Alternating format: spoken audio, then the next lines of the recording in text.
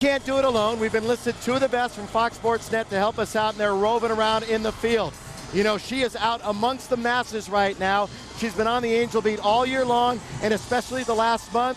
Susie Schuster, let me tell you something. You can get sleep after today. How is it out there? Who needs sleep when you have a crowd like this? This crowd has been in a frenzy ever since the Angels got into the playoffs. They've been with the team throughout the ALDS, throughout the ALCS. In fact, they made the Metrodome sound like a nursery room at nap time. And I got to tell you, a guy who doesn't show a lot of emotion, Garrett Anderson, said to me after they won Game 7, he had tears in his eyes. He looked around at the sea of red and said, these fans got us through Game 6. They got us through Game 7. He was so racked with emotion, he actually started to cry. But I'll tell you one thing. If the ears are still ringing in all the fans in Angeldom, it's from the omnipresent thumping of the Thundersticks. And Barry LeBrock, where did those things come from? Yeah, these things, you know, one of them isn't so bad. You get 40,000 of them in a big stadium, and they are loud. These things, Billy Mack touched on a little bit. Here's the story behind the story. The Angels are in a huge stretch. 20 games. They have New York, Oakland, Boston, Seattle, and Minnesota. As tough as it gets. July 19th, they put them in this stadium. 40,000, one on each seat. The fans came in. They made a heck of a lot of noise against Seattle. The Angels went on. They whacked them. They blew them out. 15-3 was the final score. A new phenomenon was born. They had the Thundersticks. They had the Monkey. Fast forward 3 months, they got a world championship. I'll be back throughout the day with the action from down here. Barry LeBrock sending it back to Billy Mack. Thank you so much, Barry. Get a red shirt. You'll be able to blend in perfectly with this crowd. Now, we were going to do the highlights of the World Series wins, but Steve and Rex have to go to attend to some other business, but I'm not going to let you go without a final comment about this year and this day, starting with you, Steve. I'm sorry, I didn't catch that. I swear to you, I can't hear a word you're saying, but a final comment about not only this year, but this day here today. I am just so proud of the Anaheim Angels organization. I'm so proud of the community, the support that they showed. And once again, it was when they were ready to clinch the Minnesota Twins, and I was with my family. I was at the stadium. I stepped back and watched the sea of red as Troy Percival made his move from the bullpen. I knew they were going to wrap it up. And I was so proud of the community where they said, the laid-back Southern California fans, and the place was electric. And I said, the Anaheim Angels are going to the World Series. Wow, what a statement. And then the next day, the San Francisco Giants were finishing their game against the St. Louis Cardinals, and somebody held up a sign that said, bye-bye birdies, bring on the Angels. I never thought I'd see somebody hold up a sign that said, bring on the Angels for the World Series. It's been unbelievable. It's been a joy. Fizz, you've been awesome too, man. Way to go, man. Way to be there. This is our 4th year together. It's been a lot of fun, but let me tell you, I really love the fact that they just would beat teams the old-fashioned way. Get them on, get them over, get them in. They got a human dart in center field in Darren Erstad. That guy had no regard for his body, only making the play, only wanted to win. Eckstein, Gloss, Salmon, they had table setters, they had home run hitters, they had pitching up the wazoo. They had a finely tuned machine, great manager, great coaches. The best team won this World Series. Far and wide, the best team is here today. Gentlemen, thank you for joining us. If you think they're wound up now, wait till you see them when they get up on this stage in about 45 minutes to an hour. Steve Fizziak, the voice of the world champion Anaheim Angels, Billy Mack, and Rex Hudler. I can't control them, and I also can't contain them. You can't do it. Hud, you are out of control. Thank you, guys. Go do that voodoo that you do so well. We're going to take a break. When we come back after this, Mark Langston and I will return. The noisiest place on earth.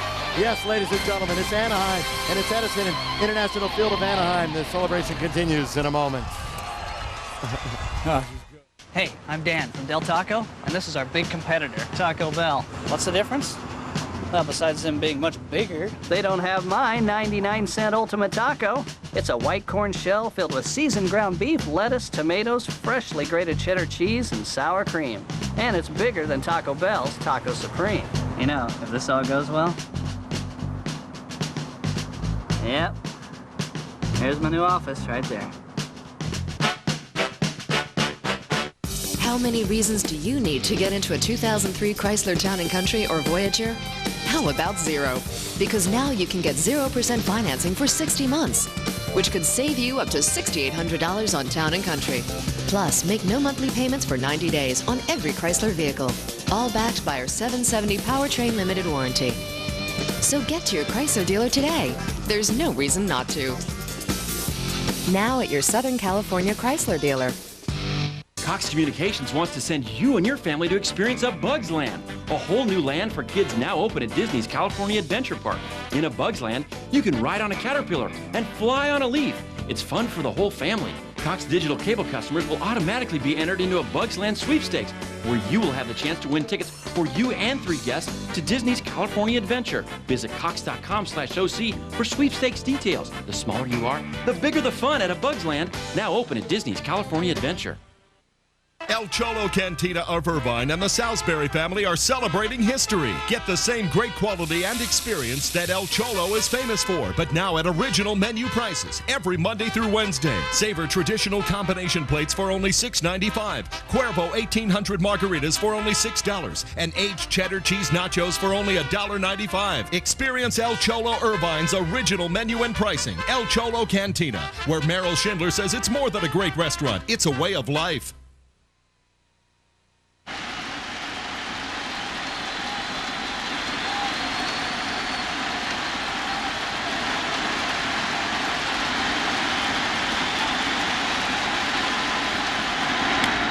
Spezio hits one into deep right field.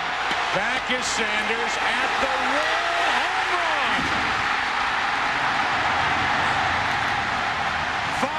5-3 in the 7th.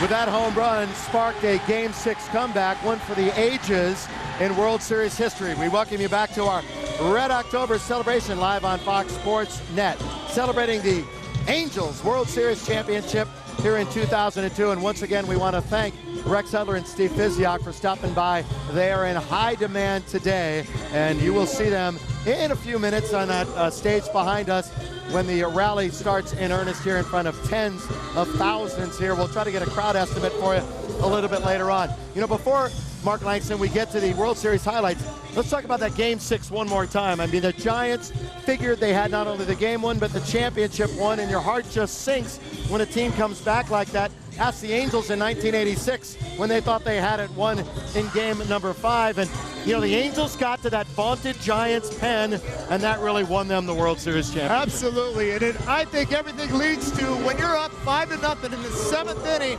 of a game that you can put a team away. That right there, they were feeling so good and so comfortable in that dugout.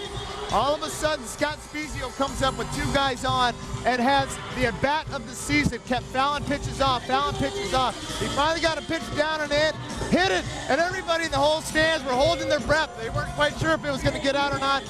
Boom, it hits, right. And I think at that point, everybody went nuts. And I'm sure a lot of you have heard the story about Scott Spezio growing up, and his father Ed, who was a former major league player and won a world championship himself, you know, throwing him balls in the backyard, teaching him game situations when he was just 4, 5, 6 years old, and always pretending it was the World Series in the 7th game.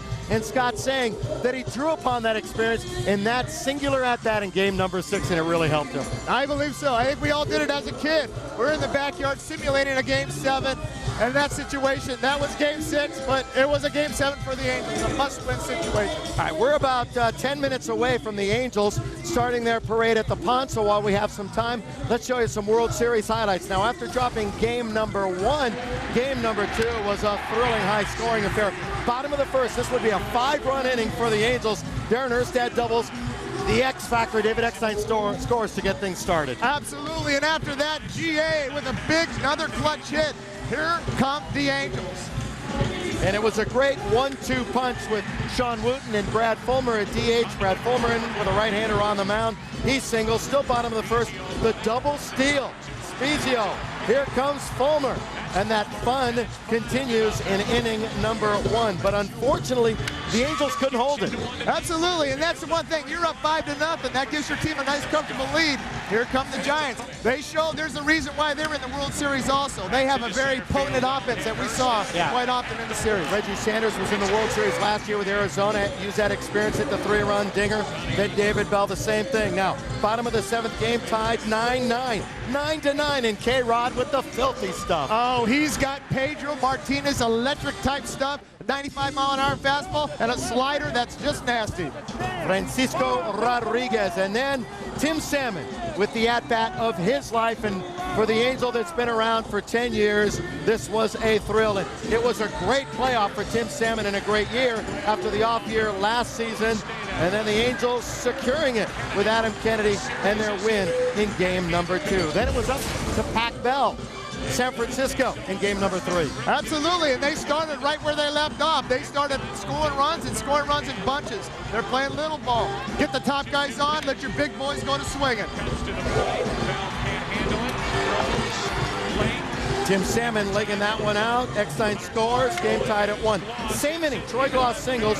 Erstad's going to come around and score 2-1. And the Angels had 2 4-run innings in this game. Batted around twice in a row. There you can see it. The carousel continues for the Anaheim Angels. Ground out, he's 0 for 2. It was Ramon Ortiz on the mound for Anaheim. You love to see when K-Rod's out there on the mound. He's absolutely nails. Another victory, back-to-back wins, and the Angels World Series trip is beginning right away. We're going to get our notes together here. Game number 6, Scott Spezio. This was the at-bat of the series. Absolutely. The ones he kept going off, the Giants in the 7th inning thought the game was over. The bat we just talked about. What an unbelievable bat. You can see the emotions, not only from Jack Diatri. The crowd goes nuts. That just brought the crowd right back into the game. 8th inning, Thirsty does not let up. He comes back, and at that point, you can feel the momentum switching in a heartbeat. 2 guys on in the 9th. When they bring Rob Mann in, Glaus doubled off the wall. That gets and puts them up 6-5. At that point, the Giants are just reeling, trying to do whatever they can to get out of the inning and get their offensive chance. They got no chance with Percy on the mound. Game, set, match, strikes out Santiago. That puts you right into Game 7. Which took us to what everybody always dreams about playing baseball, a Game 7 in the World Series. Yes, we can. Yes, they did, with Mickey Hatcher trying to stir up a rally. Bottom of the 3rd, bases loaded. The guy that got him there during the regular season, Garrett Anderson, had his moment. Absolutely, and Garrett has had a quiet World Series up to that point, but you know you can't keep Garrett Anderson down too long. He's such a great hitter. The biggest hit of his career right there, a double that scored everybody, put the Angels up 4-1 at that point. You could see the excitement, absolutely, that everybody in the ballpark knew what was coming. And Mike Sosa the confidence to give the ball to John Lackey. To let a rookie go out there, he's the first rookie to pitch since '97, Garrett Wright, and absolutely dominated. This kid was cool and collective, went right at him. He had a 4-1 lead. That's a nice luxury to have. At that point, you turn it over to another rookie, Brandon Donnelly. He goes through the order, gets out big time. And what are you going to do after that?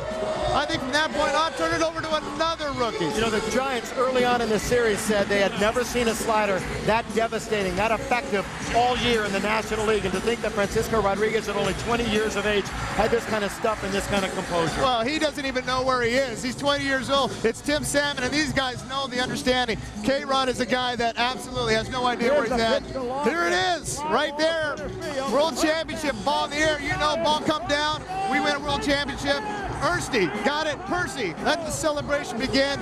2002 World Champion, Anaheim Angels. And as a lifelong Angel fan myself, going to my first game in 1965 at Dodger Stadium, then called Chavez Ravine, and then being in the first game here at Edison International Field of Anaheim, ironically enough against the Giants in 1966, I know and I knew how those fans were feeling. What a series it was. Absolutely. You see records were broke left and right. And the big guys, Glaus and Bonds, they did what they were supposed to do. They had a big series. Glaus ends up being the MVP of the series. The game, you know, as big as the blowouts were, you check it. 4 of the games were decided by 1 run or less. So it was really a very unbelievably exciting series. Thousands and thousands, most of them clad in red here for the Red October celebration. The music continues the stage behind us. We welcome you back to our stage. Bill McDonald, Mark Langston, you know the face, you know the man, Psycho Steve Lyons, with an interesting shade of red that you're working here. And I'm not being a front runner, I'm just being a guy that's supporting the world champions. I got the hat on, I got a red shirt on. You can't show up at this place without a red shirt on. I know you guys are working, so hey, this has been a lot of fun for me. You are working today on the radio with Rich Marotta, Fox Sports AM 1150. Yeah, you know, came down to enjoy the celebration. And, you know, for guys like me who haven't been in this area very long, I'm so happy for guys like Hud, guys like yourself. I know you've been an Angel fan. I know you showed up at the Angel games with your uniform on, with your kids, with a hat on. You know, that is what being a fan's all about, and it's nice to get rewarded for what you do and how long you spent with this team. Steve, your lasting impressions of this series. There were so many scenarios and stories that we could go into, just a few of them. I think the world getting to know who the Anaheim Angels are, you know, the most impressive, the most exciting team in the American League. They kicked everybody's butt until they got to the World Series, and then it was a great competitive series, and they looked good and they outlasted the Giants. And to me, the turning point, Game 6, Spezio's 3-run homer, no doubt about it. This is a guy who came up, you know, basically with their season on the line and turned it around with the rally monkey and the excitement of the crowd. I think really does a lot for this team. You know, that at bat, pitch by pitch, we're going to break it down. Break it down. You know, we call it one of the greatest World Series at bats, and it truly was.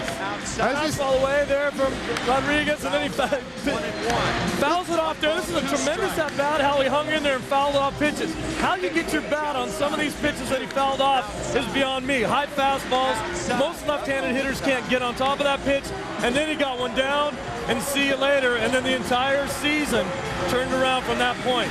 And to me, it's amazing when you think about the fact that the Angels are never out of a game, mostly because of what this crowd brought, and you can't get around it, what the rally monkey brought to this team. You can't get around that. Absolutely. We got our own rally monkey here. I want you to both comment, and much has been made of this, how the players bought into the system and the philosophy of Mike Scioscia and the coaching staff, because we can't leave out the coaching staff, which we'll get to later on too, all with world championship experience, starting with you, Mark, how everybody sacrificed a little of their own personal glory for the good of the team. This is Mike Scioscia's 3rd year with this club, and so he's been relaying his philosophy for the last 3 years, the importance of taking it day by day. Whatever happened yesterday, there's not a darn thing you can do about it. Tomorrow, it's way too far. He kept them day by day, pitch by pitch, out by out. Same thing Phil Jackson did with the Lakers. The Lakers were a great team, but Phil Jackson came in and got them to buy into the team concept.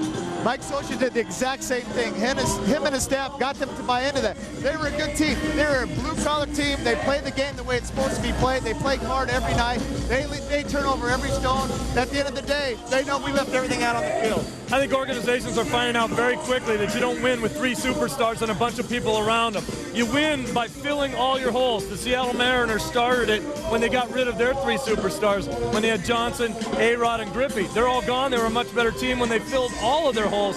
This is a bunch of guys that play hard together. They like each other, and as you said, they buy into what Scioscia says.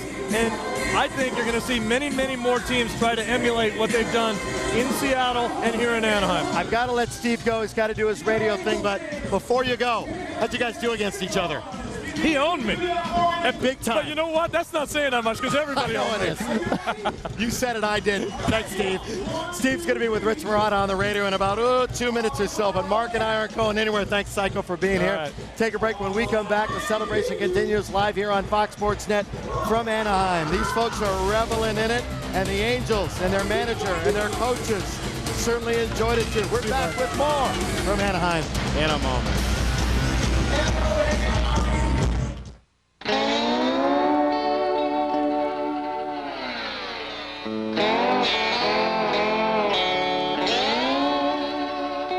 Should you ever decide to go off and start your own telecommunications company, how would you run it?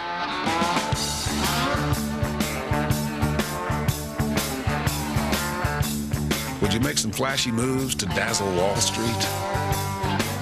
Or would you make multi-year, multi-billion-dollar commitments to develop new technologies from Main Street. These days, too many companies go after short-term profits at the expense of what's best for their customers. If that makes any sense to you, please explain it to the nearly 190,000 people of SBC who know only one way to move forward. Long-term vision, long-term results. Infinite purpose, SBC.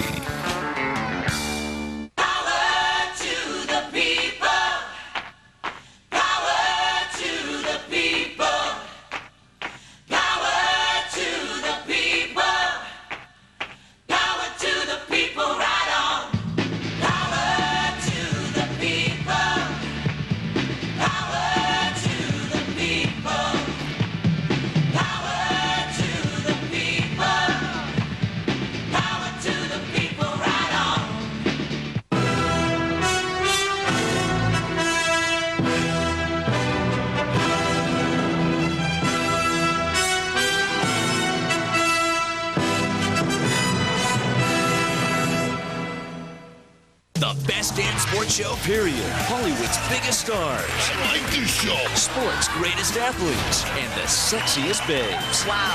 Comedy, commentary, dare you, and highlights. Weeknights at 8 and 11. If Kenny Lofton gets the ball down, he can pull it. That's his long ball. Down and in. Driven into right center field. Erstad says he has it. The Angels, world champions.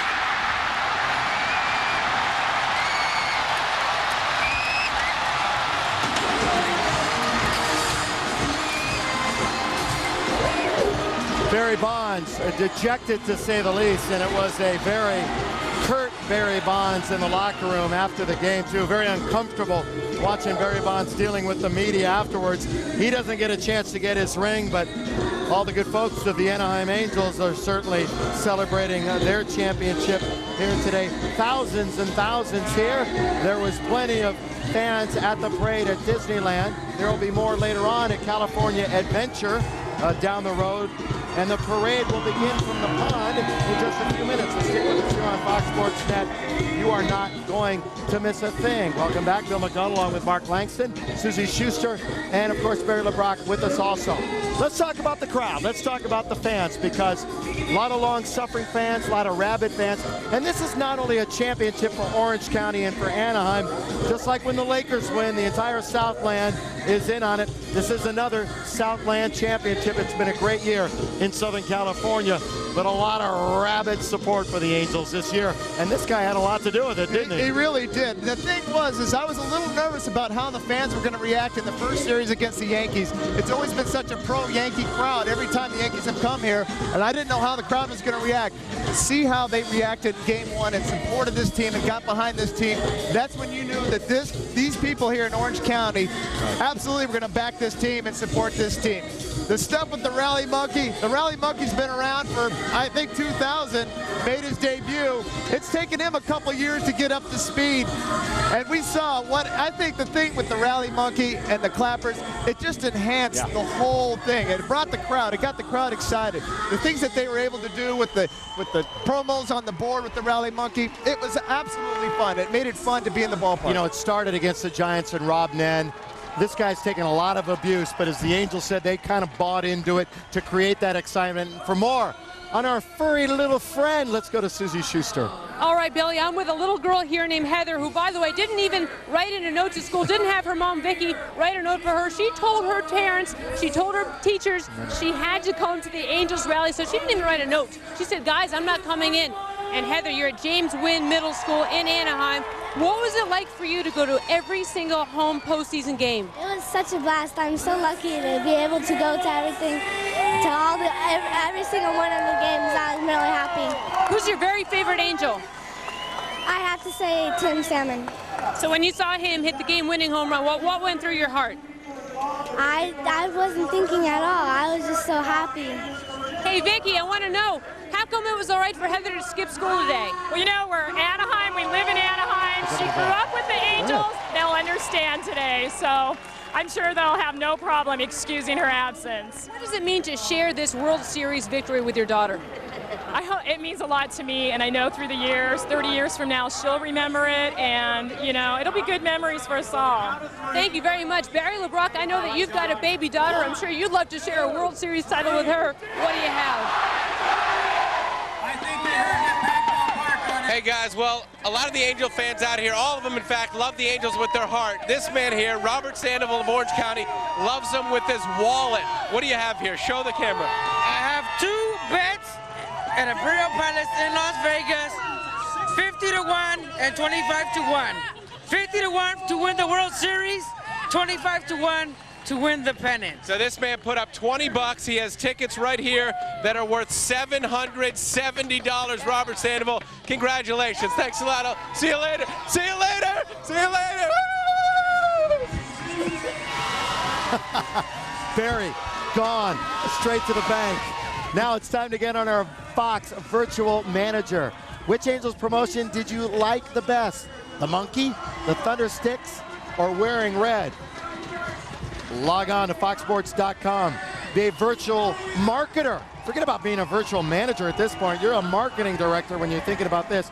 It's pretty easy to say the answer to that is they all played into the aura and the atmosphere. Saw a lot of signs saying MVP, most valuable primate, and this is exactly what the Rally Monkey was. But they had a lot to cheer about, and the history of the Rally Monkey, as I mentioned, started 2 years ago against the Giants and against Rob Nan, Edison International Field, bottom of the 7th inning, 4-1 Giants. It just so happens that the Giants were the first night the monkey was born.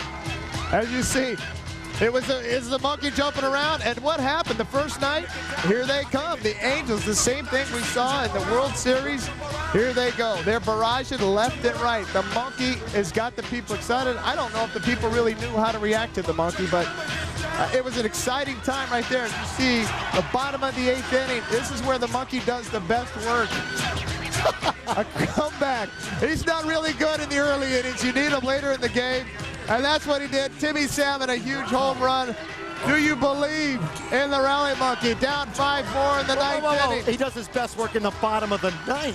Well, the bottom of the 9th. Bottom of the 9th. That's why he's a Rally Monkey, when you're down and you need him.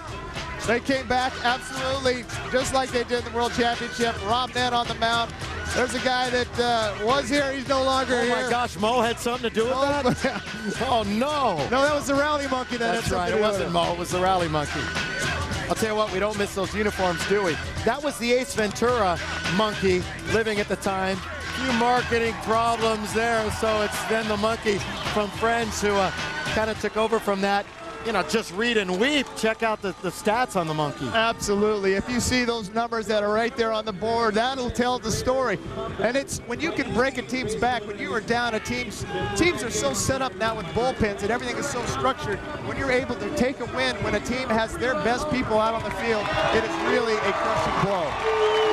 I don't miss those old uniforms, do you? Absolutely. It is so nice to see the red and see the old logo coming back into play. You know, it's funny listening to all the journalists and the broadcasters from around the country when they came out here, you know, talk about the Rally Monkey because it became such a phenomenon. And I thought it was funny and interesting when Torrey Hunter and the Twins came in here for the ALCS. He just loved it. He embraced it. And watching him during every game out in center field, every time they put one of the promos on the board, Torrey Hunter, front and center, checking out the monkey and laughing along with everybody else. Well, one of the fun things I remember in the Game 7 was the flyby. They had the planes going over. The last shot you see live from the cockpit was the Rally Monkey sticking right in the cockpit. What an unbelievable deal. So many folks were talking about those stealth fighters, too. That was a nice touch, too, during the World Series and the playoffs. We have much more to come. A lot of baseball talk, but the parade is why we are here covering it. All the friends and fans of the Angels are here today, and the parade will begin from the pond down the street in a few moments. And our coverage of the Red October celebration live here on Fox Sports Net will continue. Don't go anywhere. We're back in a moment.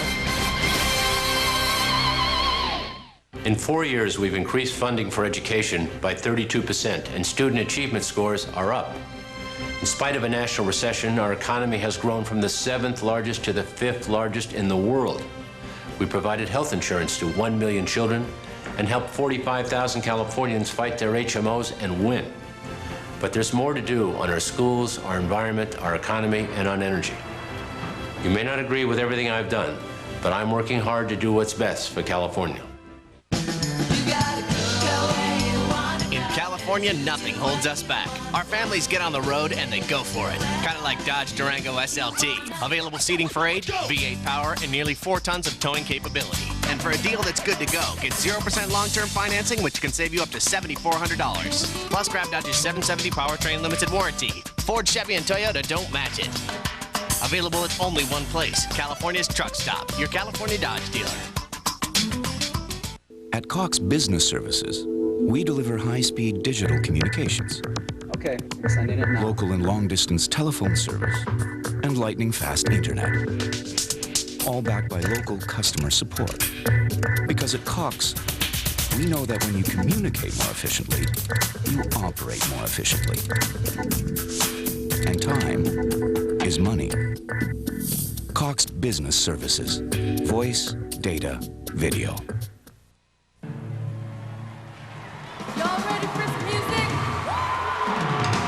It's coming. Lifetime and Marie Claire's 3rd annual Women Rock Girls and Guitars concert, where the hottest stars come together to help stop breast cancer for life. Don't miss Women Rock Girls and Guitars concert, coming October 25th, only on Lifetime. Brought to you locally by Silver Feet, South Coast Plaza, offering designer shoes and handbags.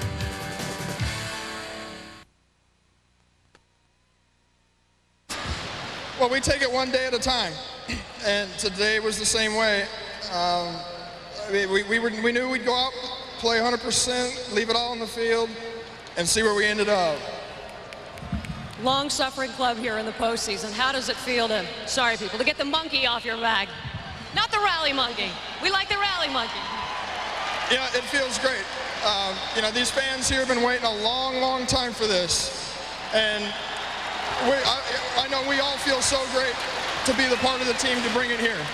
Congratulations, the 2002 World Series MVP. How does that sound? Sounds great. I appreciate it. Thank you very much. And now back live at the celebration, where in a few minutes the parade will culminate with a rally hosted by Steve Physiak and Rex Hudler. All the players will be here. They're moments away from boarding the fire engines at the pond and coming over here to the parking lot in front of the 2 big red caps at Edison International Field of Anaheim, and we're going to show you the entire parade process. We welcome you back along with Mark Langston. I'm Bill McDonald, and our live presentation as we juggle. You know, you have to have fun here, and you got to just go with the flow. Mark, we saw Jeannie Zalasko talking to Troy Glaus, the MVP, the former Bruins shortstop, now playing here in Southern California. It would be nice if the commissioner knew how to pronounce his last name, though. Hey, Bud. Come on, man. He's the MVP of the World Series. He went through a bit of a slump in the middle of the summer, but he battled back and he got his groove when he really needed to through the playoffs, and what a force he was. And also had some nice leather there during the playoffs also. Absolutely. He's a guy that absolutely this team needs to count on. And he's a big bat, the guy that has the home runs. And when you need to have that when the team is headed to where they need to go, you have to have your big bats going. And Troy Glaus certainly stepped up in the first series against the Yankees, had a huge series, be the MVP of the World Series. Man, that is the ultimate peak to go on to. The thing that I liked about the best was Scott Spezio said it perfectly. You need to chop that MVP trophy up into 25 pieces. Troy Glaus was an absolutely key and important piece, but it could have really went to a bunch of guys on this team. You know, it's amazing how cliches certainly fit everything that the Angels were all about. Troy Glaus, he's got that classic power swing, bit of an uppercut. He's got that huge stick of lumber in his hands at all times. And, you know, he's learned to go the other way a little bit and learn to be patient and not chase the outside breaking ball. Absolutely. And I think the one I think of mostly is that Troy Glaus was, you know, all they talked about was Barry Bonds' postseason home runs. Troy Glaus is matching up home run for home run for home run.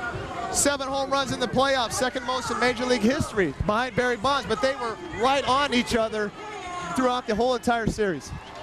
You know, we talk about Scott Spezio, too, as the parade is about to begin. And, you know, we're going to be watching it along with you from our perch here close to the stage. And I want to get to Spez for a minute also to bring up the big trade that everybody talked about, Mo Vaughn going to New York for Kevin Appier. You know, Mo took a lot of crap here in Anaheim, and some of it rightfully so, about some of the things he said about where the banners, what have the Angels ever done. Troy Percival shot right back.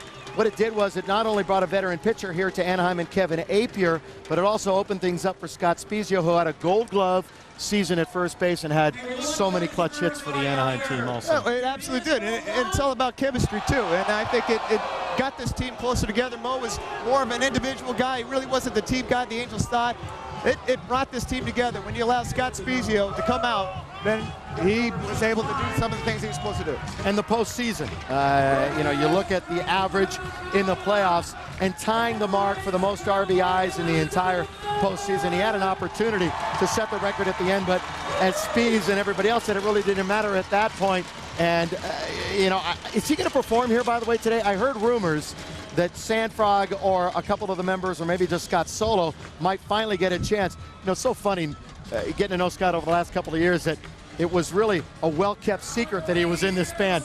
Now the whole country knows about Sandfrog. If he ever makes a CD and doesn't sell one now, he has no excuses.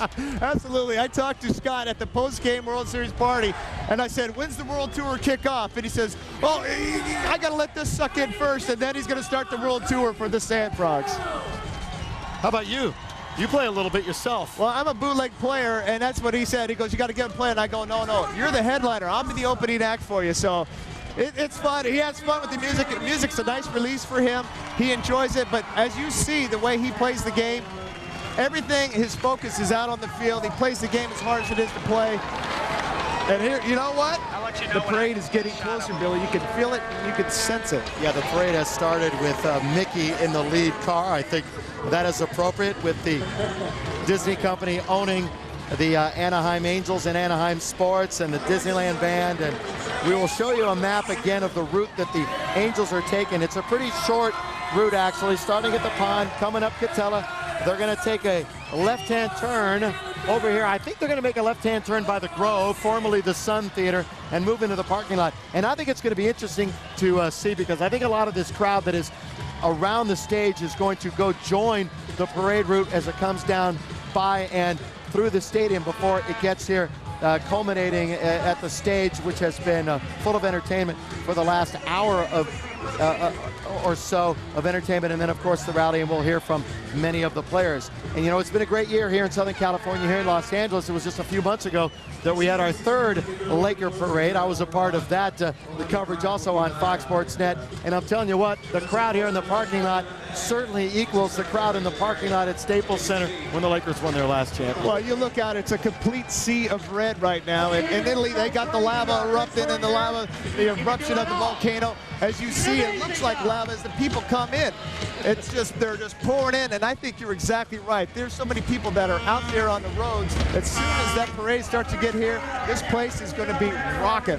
We see Tim Meade, who has been a longtime executive with the Angels, coming up the steps here, and nobody deserves this celebration more than Tim Meade and a lot of the longtime Angel employees, which we'll get to a little bit later on as we take a look at the parade coming up Catella Avenue, getting towards Edison International Field of Anaheim. And I know a lot of you also heard that Gene Autry's favorite color, the beloved cowboy, the original owner of the Angels, his favorite color was red. And the marketing staff and Kevin Ulick and everyone else who was involved with bringing red back into the equation and also bringing the Angels of the past back in. I have said this before, and I have gotten on former executive Tony Tavares' case before, and I'm going to do it again. When he made that quote a couple of years ago saying there was no history to this franchise. Little did he know, there was a lot of history to this Angel franchise. I've seen it over the last 42 years. You've been part of it. And to bring the players back to this season and to have them involved with this and to bring the new color scheme, and it just brought a whole new sense of confidence to this team that they hadn't had in the years past. Oh, absolutely. It feels like they cleaned the slate. They got rid of the old colors and they brought the new colors in. And I was here before the season started in January when they broke out the new colors right behind the helmets that we have behind us. They broke the colors out and they said, we are hunting for a Red October. Well, the hunt is over. Red October arrived, and now they are at the top of the peak. Mark, you never were able to join in a World Championship parade. However, this is something obviously that you wish you came in second place one time. You were a runner-up with the Padres.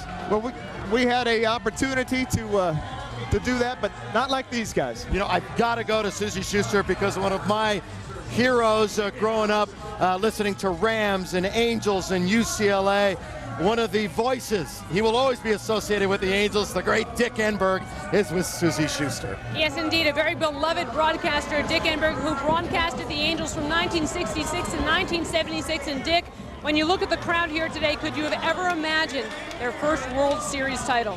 Well, I think all of us who struggled through that era where Don Drysdale and I were the broadcasters would understand the outpouring of this emotion, because it just didn't seem that dream could ever come true. And as I came up from San Diego today, the depth of the emotion and how much people really care. I mean, these aren't just the young kids who cheered or the old. These are generations of fans, grandfathers and grandsons and daughters that have cared about the Angels, and have finally, after 42 seasons, to be able to say we're the best in baseball. I feel it as deeply as the loudest fan out there. Have you ever seen a team come back from behind like they have? Every single win in the World Series was a come-from-behind win.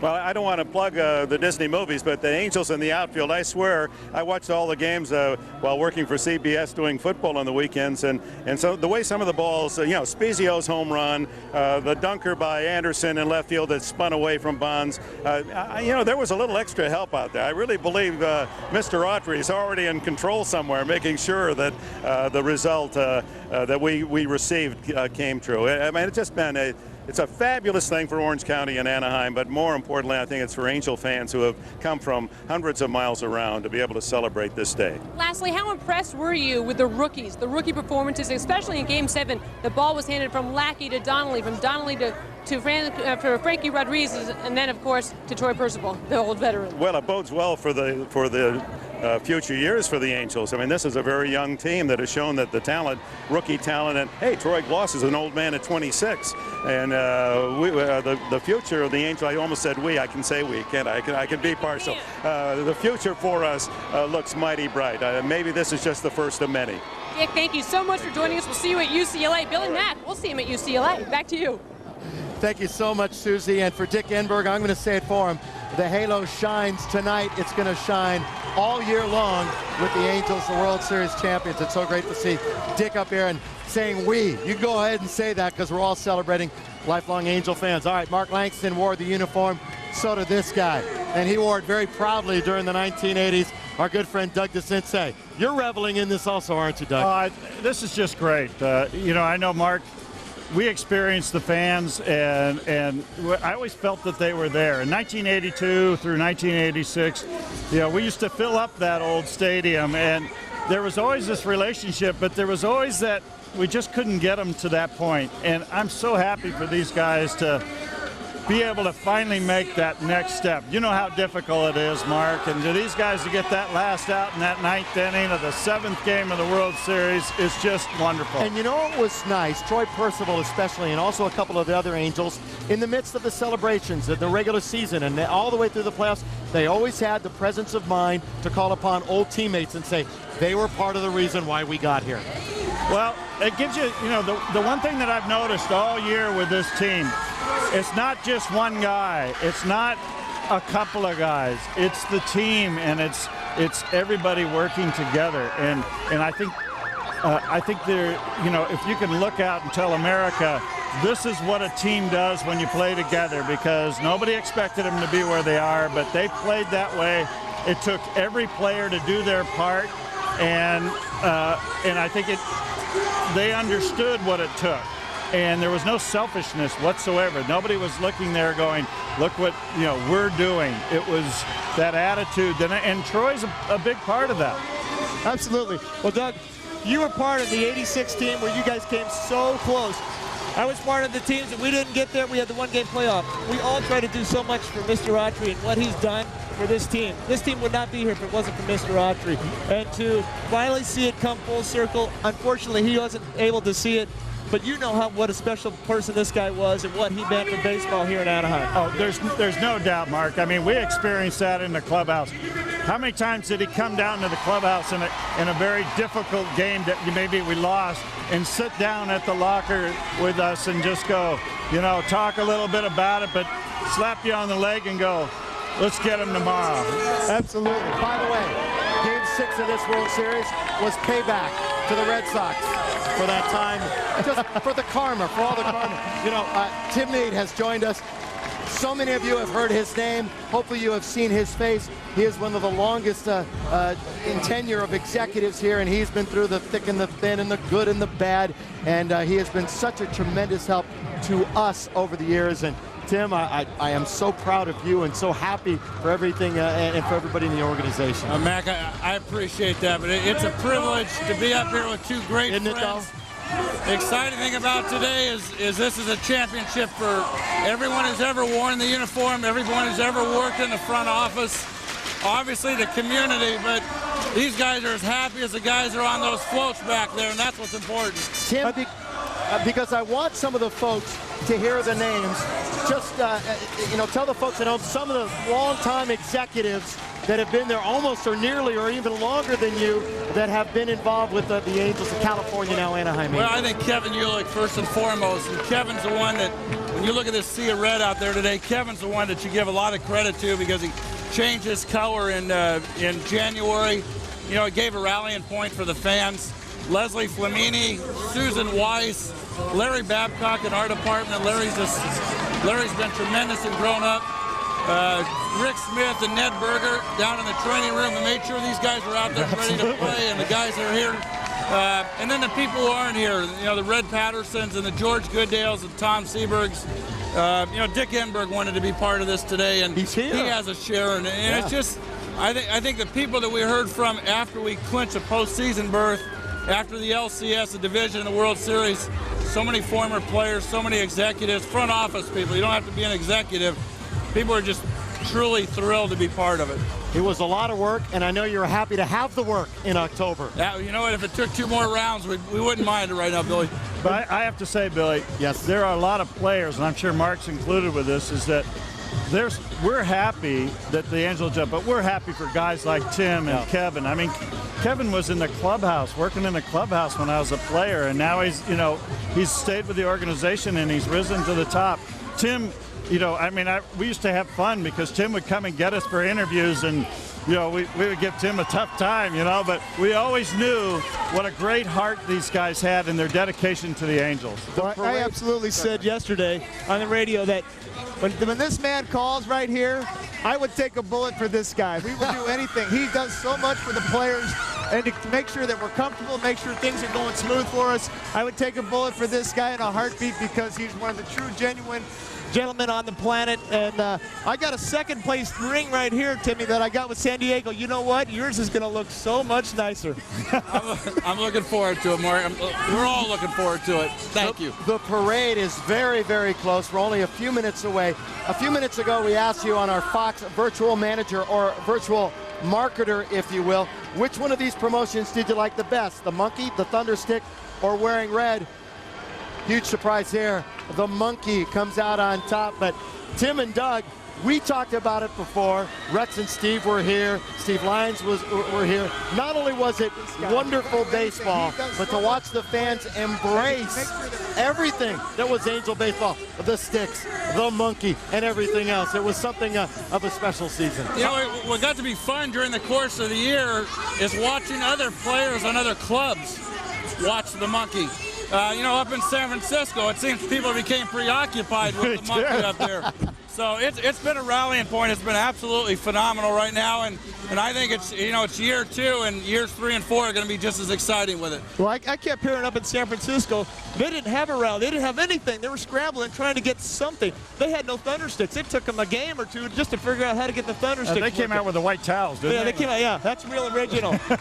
So it was, you know, that was a great idea. Yep. And you know what? And I think it just helped bring the crowd. It really made it fun to be in that ballpark and be part of that. And along with that, during the game, when the fans were really loud, all of a sudden the video screen would go to the videotapes, you know, where they had Mel Gibson or something, and the place got kind of quiet, waiting for the monkey to show. And as soon as the monkey showed, the place just went crazy. Yeah, absolutely.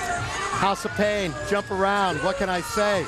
It's a classic here in Anaheim. Hey, tell us what's going to be taking place at California Adventure a little bit later on. If the fans want to make their way out there, they're going to have plenty of time to get out there. It doesn't begin after the parade, or after the celebration here this afternoon, Players are going to go to the ESPN zone and have kind of a family gathering, kind of the last time everybody together. And then there's going to be some photo sessions, some Q&As, and another parade at DCA throughout the afternoon. It'll probably start to unwind or wind down about 6 to 7 o'clock tonight. Wait, DCA? Disney California. Oh, my God. Yeah, you got to know that. Come on. My God, one of the employees, I forgot. Championship Angels, Bill. Disneyland, California. I missed the Tonight Show appearance last night. How'd they do? They did wonderful. We had John Lackey and Spezio, Salmon, David Eckstein, Percy.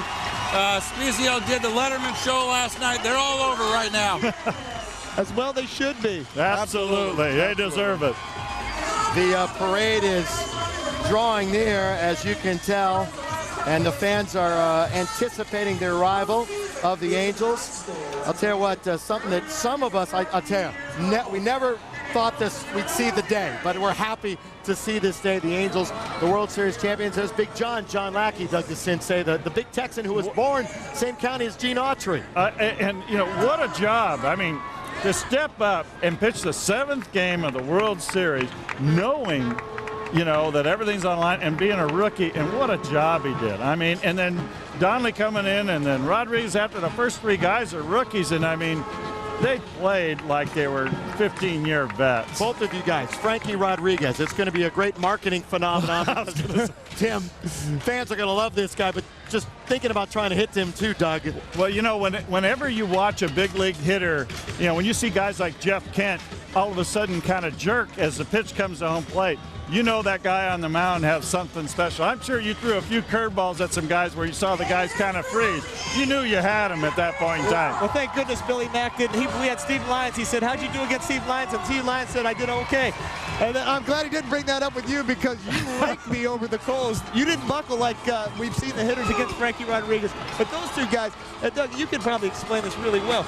It's the veteran guys that feel the pressure probably more than the young guys. The young guys, this is a brand new experience. They're just out there playing the game, where the veterans, the guys that have been there for longest, know how important, how critical, and how long it takes to get to that deal. So you know, I think the young guys. I agree. I don't think Frankie Rodriguez really understood everything. I mean, he got caught up in the moment and everything, but he's young, and he's all of a sudden he's thrown in here. He showed great composure, but you know, if you play in the big leagues for 10 years and haven't been on this stage, and you're working every year to get to this stage, it's you know, there is that pressure. You know, before we go to a break, I just want to go to Tim, because the players are getting close and the rally's going to begin in a couple of moments. I don't want to underestimate the idea that these are a good bunch of guys. Great gentlemen, easy to deal with the media and the public and everybody else. That makes your job easier, but it's also easy to embrace a ball club like this. No, I think it made it easier for the baseball community to embrace these players. You know, you don't hear it, Troy Gloss and the Anaheim Angels or Darren Erstead. You hear the Anaheim Angels, and after Game 1 in New York, the way they handled the media after the results of Game 1, I think everybody knew exactly the character and the personality, and they've been great from start to finish. And Doug, Brad Fulmer said it in a quote right after game number 7. He'd never been on a ball club, never heard of a ball club that never had one single fight from February until October, and he said, we were cool the entire year, and that was one of the reasons. It was obvious. I mean, they never seemed disrupted with themselves throughout. You never heard of any complication. I think that you have to give a lot of credit to Mike Scioscia and his coaching staff to really keeping that flow going through, because I'm sure that there were some rocky times, but when you have the coaches and managers step in and make sure things are going well, just to keep them focused on what it is. You have competitive guys. All of them are competitive. You don't get to the big leagues unless you're extremely competitive, and to have them all fit is very wonderful. Doug and Tim, congratulations to both of you, but you're upstage because the Angels have made it to the parking lot.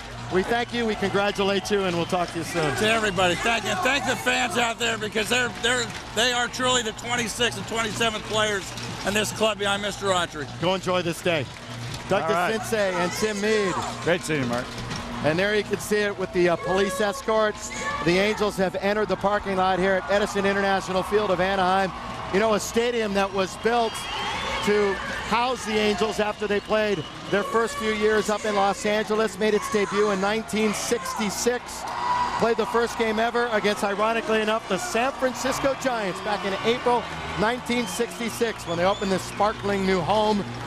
The Giants won that day. The Angels won game number 7 of the World Series, and now with the remodeled, renewed Anaheim Stadium, now Edison International Field of Anaheim, we are here about to stage the rally for the World Series champions. And it's hard to even imagine. You look at the sign, it says World Champions.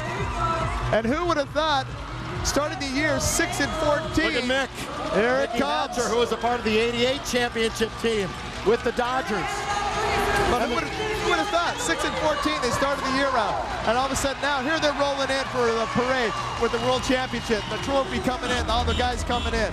It doesn't get any more exciting as a player, as a fan, which I feel I'm a fan of this club. I am so pumped up, and I cannot wait to hear these guys get up there and do their thing. We saw Mickey Hatcher, you know, the coaching staff with Alfredo Griffin and Bud Black and Ron Renicky and Joe Madden and all the other coaches that are around. So much confidence. And it's kind of like a football team when you have the head coach in Mike Scioscia, who just permeates that confidence and calmness. And then he has all of his support staff that really did the job well. Well, I'll tell you what, the players are right here. We're just going to let you enjoy the moment. The Angels victory parade, Edison International Field of Anaheim.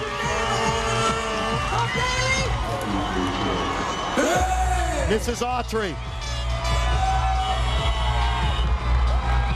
who has so often said how the Cowboy would love this moment, and the statue of Gene Autry in front of the stadium, and also the uniform number 26 outside of the outfield wall. What a great scene of red and excitement and emotion.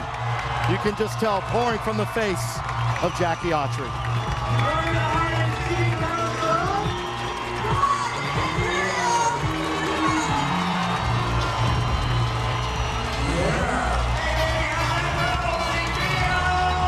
And the parade of players making their way to the stage in front of their huge throng.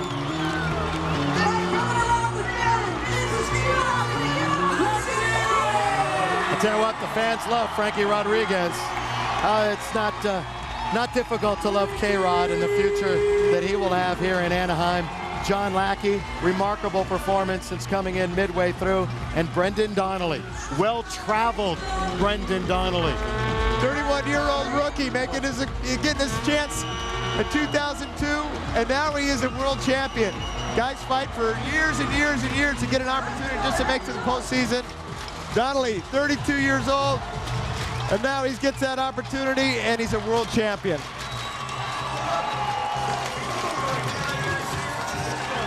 As the cable car buses make their way, and most of the players on the fire engines that will follow. Remember, they've already been down Main Street USA in Disneyland. The band is in front of the team. The first ever homegrown championship in Southern California. When you think about the teams, the Dodgers moving from Brooklyn, the Lakers moving from Minneapolis. Billy Mack, I've got born here in Southern California, isn't it though? Just to feel the energy of these people here, to see everybody coming in, the fire engines. There's people running all over the place just to get a spot. This is really absolutely so emotional, and what a great, absolutely phenomenal day here in Anaheim. You can only imagine what it's going to get like when Rex Hudler takes the stage. There's Ben Weber in his red blazer. Ben Weber, who did such a great job with the bullpen, the best in the American League throughout the regular season, second only to the Atlanta Braves in all of baseball. Kevin Apier soaking it all in. The veteran coming over in the trade for Mo Vaughn. And so many fans and so many signs saying, how do you like West Coast baseball now, Mo? Absolutely. Well, it's championship baseball in Southern California. And I really think that was a big deal. Mo, his presence in the clubhouse, Mo was not happy here. Mo was supposed to be a leader. He's a guy that was supposed to carry this club. It never materialized. They had problems with Mo in the clubhouse. To move him out, and you bring in a guy that's a team guy like Kevin Apier. You know, Darren Erskine, it was so nice to see himself enjoy himself a little bit more this year. One of the hardest workers, and then the compliment that he gave to David Eckstein also. David Eckstein, who we saw a moment ago, all 5'6" on a good day, in heels perhaps. David Eckstein, the catalyst, the guy that drove the bus. Wasn't that appropriate? I think David Eckstein's not on top of the fire engine. He's at the back where the hoses are. That's just the type of guy he is. He's ready to put the fire out if he needed to right now. And this is one celebration, and you can really say that every one of the guys that put on an Angel uniform this year can share in the championship. Now, so often you see championships in any sport, the players take it, and you got the guys that either sat on the end of the bench or never got off or didn't contribute too much. This is a team that really epitomized that every single person had something to do with winning a game here, winning a game there, and being around. I think the Jared Washburn, who became the ace of the staff this year. Absolutely. And I think the parade, what this does is allows the players to finally suck and absorb everything in that's gone on this year. They haven't had a chance to be able to relax and suck in. This is the day that they get this opportunity to go ahead and absorb and really feel these people. We're turning to see it live coming by us with David Eckstein and the MVP Troy Gloss on the very first fire engine. The other engines will be making their way soon, and the crowd that had lined the streets now coming to congregate. There is Southern California's own GA, Garrett Anderson. Smooth Garrett Anderson, who finally let his emotions down, the guard down a little bit after the championship in the 7th game. Played some great left field too. Very underrated left fielder. I think he's one of the most underrated guys in the game of baseball. If you look at his numbers compared to some of the best players in the game, his numbers are absolutely right there with all of them. To honor not only we are going to go to the stage. Rex Hudler and Steve Fiziak will take it from here. The fans who were so responsible for the success of this team this year.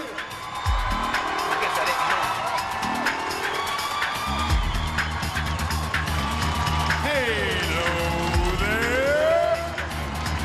How about it? It's a beautiful day here.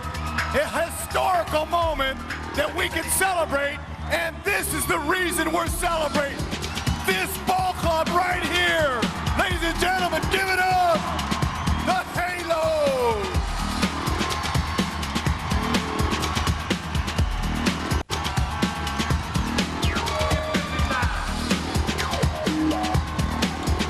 Here are some of your champions, front and center.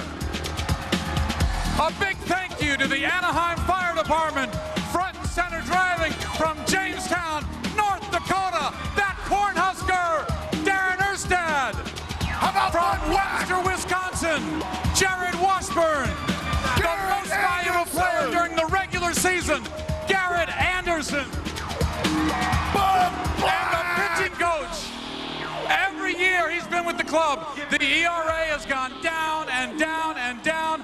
The great Buddy Black.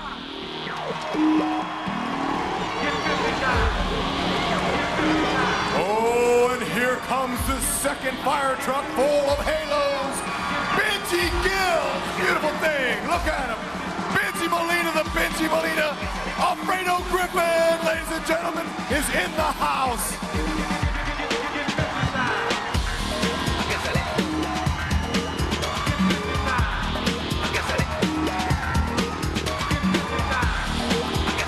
Have you noticed how many children are here today? Absolutely. I think there's a lot of kids out there with Angel Fever. Angel Fever, here they are. Give it up.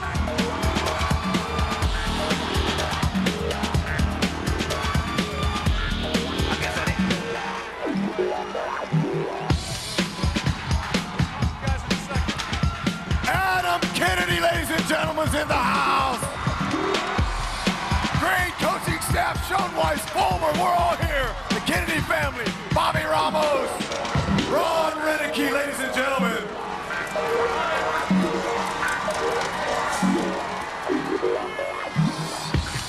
Biz, how about the Anaheim Fire Department, the police? And the Anaheim Police Department and all of the security guards, a big standing ovation to you to help make this happen. This is a team that won 110 games this year. 99 in the regular season. They beat the greatest team in the history of baseball, the New York Yankees, in the first round. They beat the Minnesota Twins to win the American League Championship. And this guy, front and center, 19 RBIs, Scott Spezio, Mr. Sandfrog himself. How about Sean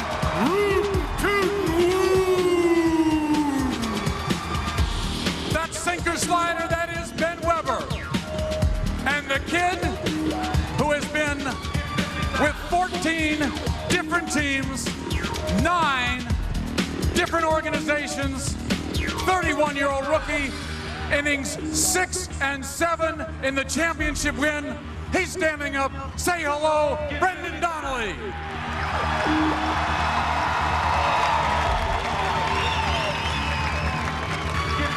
First ever World Series parade here, and you guys are the reason.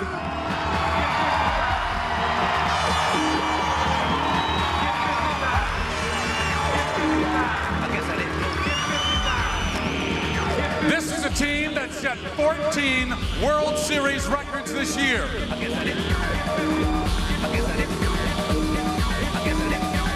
Scott Spezio led everybody in RBIs this year. Scott Spezio was given a chance this year to take over at first base. Who do you think should win the Gold Glove in the American League this year? The Sandfrog.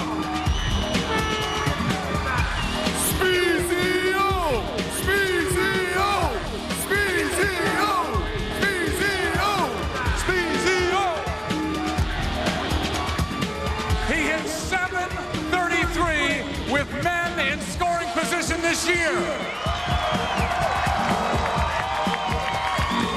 Hey, Scott, your boy, you always play catch with him. Hold him up, show the people this young man.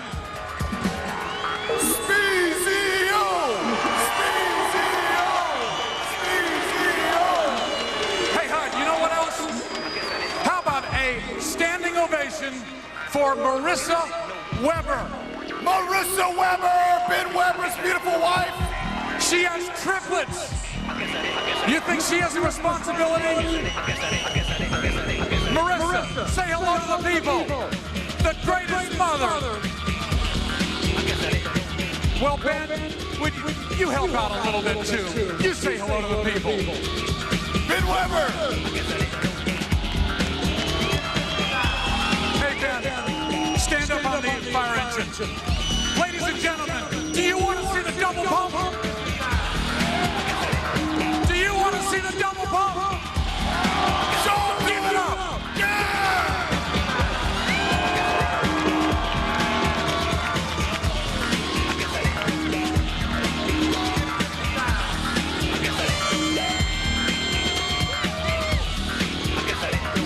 These guys are unbelievable here.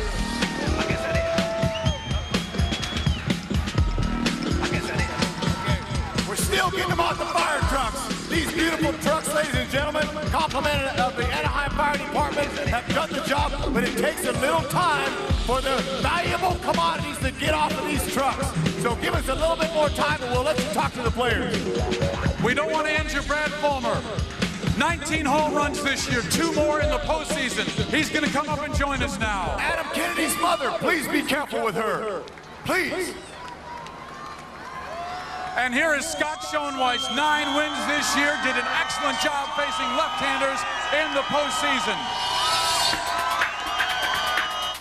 And all of their families and friends. And the guy right behind Scott. We all remember that dramatic moment, the final game of the American League Championship Series. Who was the guy who hit the 3 home runs to win the game and be named Most Valuable Player?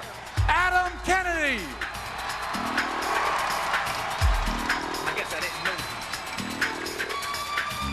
Here's the way I understand it. There's a lot of people out here today that have angel fever. That's right, a lot of fever going around right now. Some of you parents got your kids out of school today, I hope that you called the principal and told them all that my kids have Angel fever. Hey, Hud, because they're being kept out of school, we are going to give you guys an English lesson.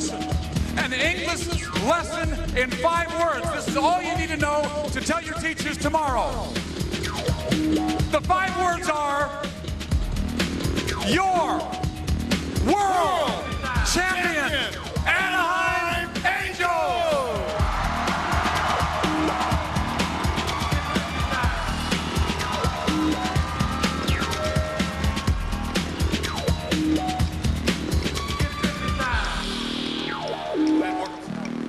Get 50 time. Get 50 time. You see that guy in the end there? He's signing autographs. He's wearing number 44. He's a local lad. He played baseball with Jason and Jeremy Giambi. Do you know what he hit in the first round of the playoffs? He hit an incredible 667. And I know every time he steps to the plate, there are fans who are from other cities, maybe Bangkok, but when they hear that woo, they think they're saying boo, but they're not. Woo, give it up for Sean Wooten. Ladies and gentlemen, what you experienced this summer was a total team effort. That's right, from 1 through 30. They got 25 men on the roster, but there was 30 guys here all year long that helped pay it off. And even the guys that don't get to play every day made an impact on this ball club. This is one of the greatest team victories in the history of our great sport. Give it up for your Halos!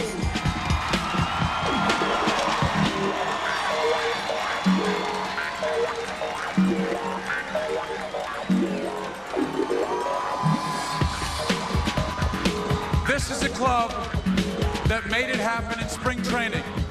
And when Rex and I were at spring training this year, we knew this would be a contending bunch. So when they came out and they started 6-14, the worst start in franchise history, there was no one more surprised than Rex and myself at that terrible beginning.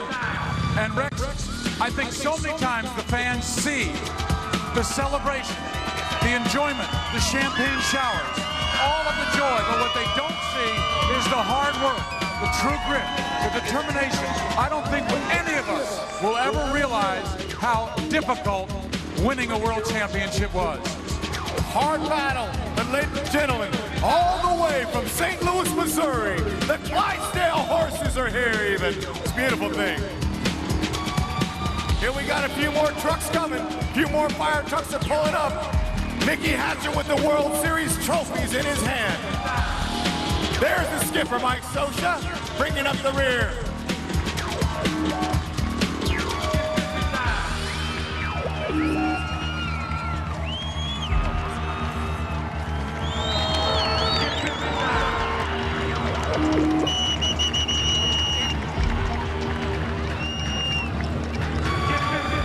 You know, we've talked about this several times, Rex and I, on the air this year on KCAL 9 and Fox Sports Net.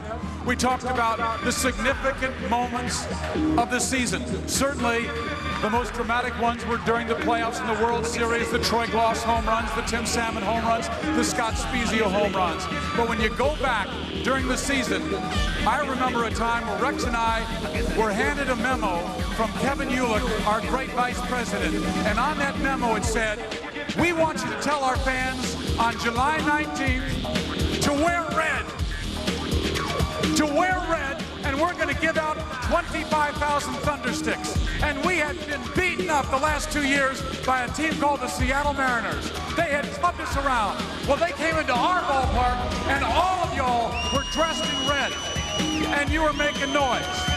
And Freddie Garcia was on the mound, one of the best pitchers in baseball. And the Angels not only beat him, they crushed him 15-3. And you people went crazy. We came out the next night. We came from behind to win. And then on Sunday, we won by 2. And this team had a great deal of confidence.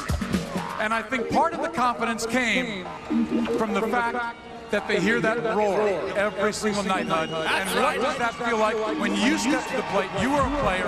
What does it feel like when you hear the crowd go crazy? It gives you that extra pop, and we're going to let you hear from these players here in just a minute. We got to wait till they all get in. There's the skipper, Mike Scioscia. Look at him. There he is, ladies and gentlemen. All right, I'm now joined by Brendan Donnelly. Brendan, just 10 years worth of the minors. Was it worth it for this World Series parade? It was worth it for this parade, for this whole city, for everything. This is amazing. I can't believe this many people are ditching school and work today. It's unbelievable. What was it like for you to hear this many people chanting your name, chanting the Angels' name? It's amazing. This is what we do. I mean, you get lifted up by these people and these fans. You know, you've been following us all season long. These people are crazy. We love it. We just hope we can do it again next year. Well, go up there and enjoy the rally. We will. We'll enjoy it with all these people here. And they are all enjoying it right alongside him. Let's go right back to the rally. I ran into his mom and dad. And being a father myself, my children are over here. My wife, Stacy, my daughter, Ryan, my son, Kevin. And I asked Darren's dad, I said, what is it like to be a dad and watch this experience? And he told me, he said, you know, when my son played for the national championship for the Nebraska Cornhuskers, we went down to the Orange Bowl, and that was so moving and so unbelievable. And then he turned to me, Darren, and he said, Steve, this is 16 Orange Bowls. Can you talk about the experience you had on Sunday? There's nothing like it. This is the ultimate goal as a Major League Baseball player since I was 3 years old. Opportunity to play in Game 7 and be part of a great team, and it was a great experience. But you know, I'll be the first to say it right here. Thank you, because the fans were unbelievable. Thank you. How much were they responsible to your success? Because the team took off. You remember the rough stretch against the Oaklands, the Seattles, the Bostons, and the New Yorks. That tough stretch. Talk about the support of the fans. Well, just never say die attitude. We had it as a team, and the fans had it as well. Best example, Game 6, down by 5 runs in the 7th inning, and could have easily given up and tried to beat the crowd home, and you didn't. You stayed with us and gave us that extra lift. And somehow, some way, we found a way and got it done. Ladies and gentlemen, Darren Erstad. Here he comes, the outstanding hitting instructor. The team batting average improved 20 points this year. He's Mr. Enthusiasm, Mickey Hatcher. The general manager of the ball club. He pitched 2 no-hitters in his career, and this year he pitched a perfect season. Bill Stoneman. The skipper, Mike Scioscia, with his children, Matthew and Taylor, and his beautiful wife, Ann. Aaron Seeley, the last 4 years, he's averaged 17 wins a season. Won 8 first this year, and we are so proud to have him and have him healthy again next year. Give it up, Ramon Ortiz, King Fish Salmon. Upstream, Timmy Salmon. Ramon Ortiz, who led the team in strikeouts this year with 162. And there's Rick Smith, who's been with the organization for 25 years, the great trainer.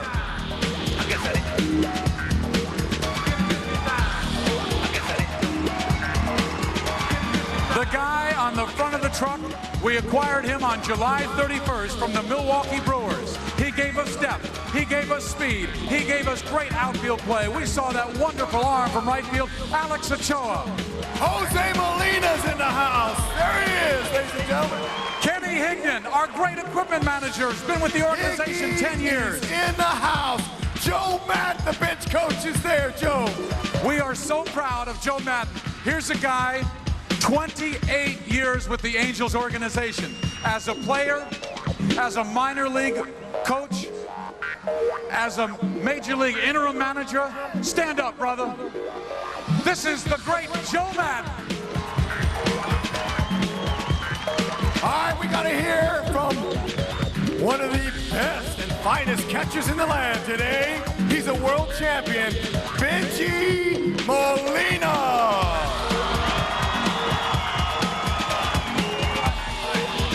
All right, Benji.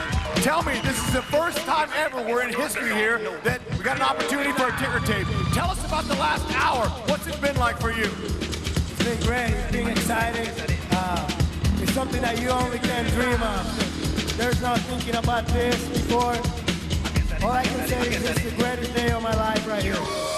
Benji Molina, what about catching this great Angel pitching staff all year? And the #1 bullpen ERA, we had 5 solid starters. What was that like, and do you expect a repeat? I expect a repeat, that's for sure, but they make my job easier. They don't need that much coaching. They're probably the best group that I've been around. They're great pitchers, they show it, and I just... What was it like catching with your brother this year? You were the first brother combination catchers in over 100 years. What was that like? It is awesome, huh? The only thing you can think of when you're at home, when you're back in the yard, and you see him playing with him and the staff, I think it's great. It's a great feeling. I'm very proud of him, too. We have a very large audience, a worldwide audience today, Benji. Tell the people, the Hispanic population that supports this ball club, go ahead and tell them some habla. ¡Viene Latino! ¡Latino! ¡Viene sube! ¡Latino! ¡Woo! ¡Latino! ¡Saludos, Latino! ¡Puerto Rico! Hey, one guy who's been with the club for such a long time and enjoyed such a great season. We are so proud to have him re-sign for another 4 years, and he is one of the great closers in the game. Had 40 saves this year, had the lowest ERA in his career as the closer. Troy Percival, will you come up here? Give it up for Percy! This is the gentleman who was on the mound when the Angels clinched the wild card, on the mound when the Angels beat the New York Yankees, on the mound when the Angels beat the Minnesota Twins, and Sunday on the mound in that 9th inning to wrap up a World Series championship. Troy, when you come out of that bullpen and you take that little skip, how fast is your heart pumping? Just fast enough to get 3 outs. Fast enough to get 3 outs. What's going on in your mind? What was it like, the way Lee Smith taught you and the experience you have now to let the bad go and also let the good go? Well, I'll tell you what, I learned a lot from Lee Smith. I've learned a lot being out here, and right now, I don't think anything can teach us enough that we want to do this every year. Percy, you are the veteran in that bullpen. Can you talk about your bullpen? Because what a job on Sunday night by 2 rookies, Rodriguez and Brendan Donnelly. You can't say enough about these guys. You got Weber, you got Donnelly, K-Rod, you got Schoenweiss, Al Levine, Shields, every one of those guys. We wouldn't be here without that bullpen. All I do is throw the last 3. They hand the ball over to me, and can't say enough. Thanks to the fans. You're the best. Thank you, Troy Percival. Percy time! How about this young man? Led the Pacific Coast League in stolen bases when we call him up. Sean Bacon's in the house. And how about Frankie Rodriguez?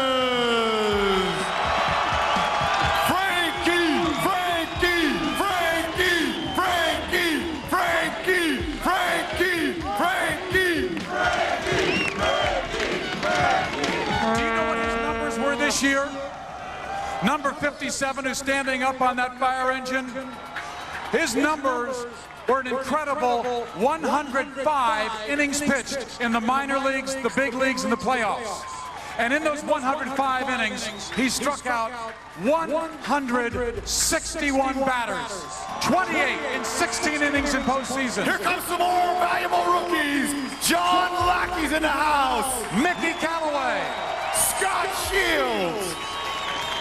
John Lackey, the first rookie pitcher in over 90 years to win Game 7 of the World Series.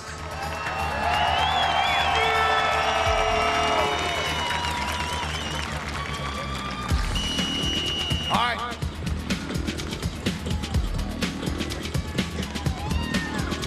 Ladies Ladies and gentlemen, the next guy we got to bring out here is someone you need to hear from. He's very, very quiet, has a quiet demeanor, but he carries a big stick. This guy has been the most valuable player of this team for the last couple seasons. His name is Dick Enberg. Come up to the house and talk to the people. First thing I'd like to say to everybody out here is thank you. We couldn't have done this, none of this without you guys. All the support you've given us. Down in a couple games by a lot of runs. I was really impressed how everybody just came up and just kept cheering us on, and that's why we're here today.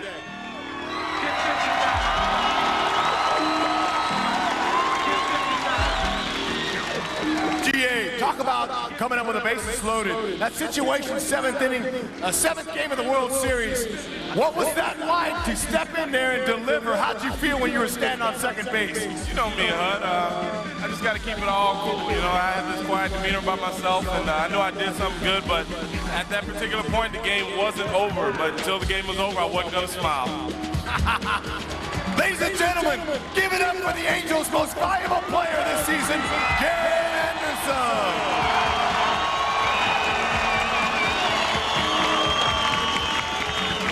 I'm still trying to figure out who's in that car. All right, Fizz, this next gentleman we got to bring out because he can't wait to talk to the people. He can't wait to habla en Espanol. He can't wait to tell you folks how valuable you have been this season. Ladies and gentlemen, Ramon Ortiz.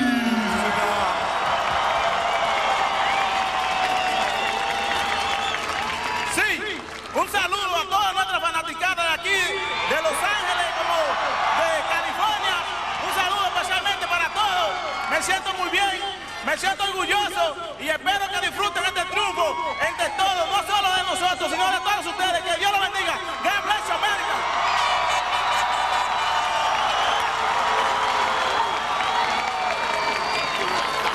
He's the real deal. He is a joy to be around every single second of the day. Ramon Ortiz led us in strikeouts this year, 15 victories, and he always has a smile on his face. We almost have everyone in, and we can begin, but we definitely want to hear from some more of the stars, Fizz. You know what? You see this little alley right here? You group of people?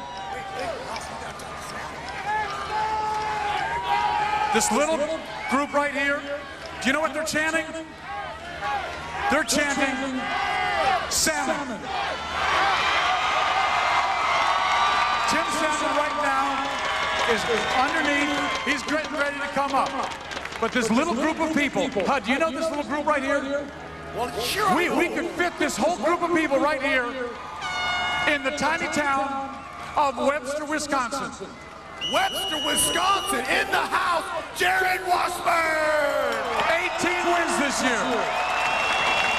This guy is tough, he is true grit, he is determined, and he always has a smile on his face, even if the bases are loaded and nobody's out. Wash, what is this experience like? This is unbelievable. It's everything you dream of and more, and we couldn't have done it without all you guys. Did you ever have anything like this when you won state championships in Webster? No. There's more people here than it's in my whole county. So this is great. Boss, tell us about the last hour, what it's been like for you, starting the ticker tape. How many people have you seen? And is your arm tired from waving to all the fans? I never thought I'd say my right shoulder hurt, but my right arm's pretty tired. And I'm happy for it. It's been unbelievable. You guys have been awesome all year. Ticker tape parade was unbelievable. This parade was unbelievable. I didn't know so many people could find one place, but you guys have been awesome, and hopefully we'll be back here next year. Wash, one more question. Why did this happen? You guys were 6-14. There were a lot of people in the media writing off saying they weren't very good. At the beginning of the season, a lot of national magazines were picking the Angels to finish last in their division. And at the end of the year, they finished first in the world. Why did this take place after a 6-14 start? Oh, we didn't believe any of that stuff. We didn't read anything into it. We just believed in ourselves. We knew we had a good baseball team and a great bunch of guys, and we stuck together, believed in ourselves, and never quit. And we took that right into the World Series. Perfect example is the Game 6. You know, we just never quit. And you guys never did either, so thank you. Wash, how do you feel about the monkey? I love the monkey. Jerry Washburn, ladies and gentlemen.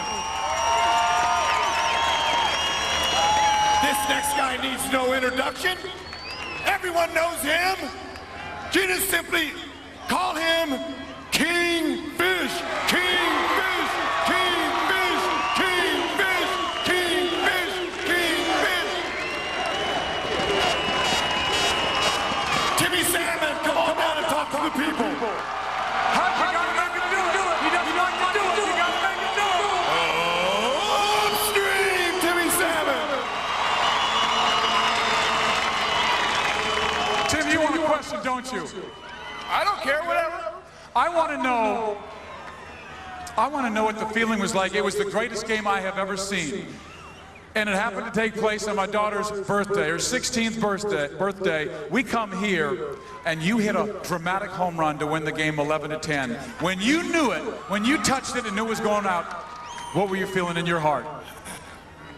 Well, I guess what went through my was all the pain that I went through last year struggling, and you guys supported me.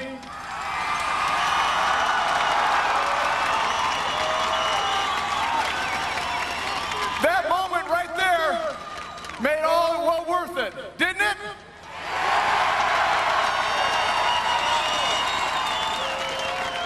I thank you guys so much for bearing with me last year. We turned it around this year, and look what we got.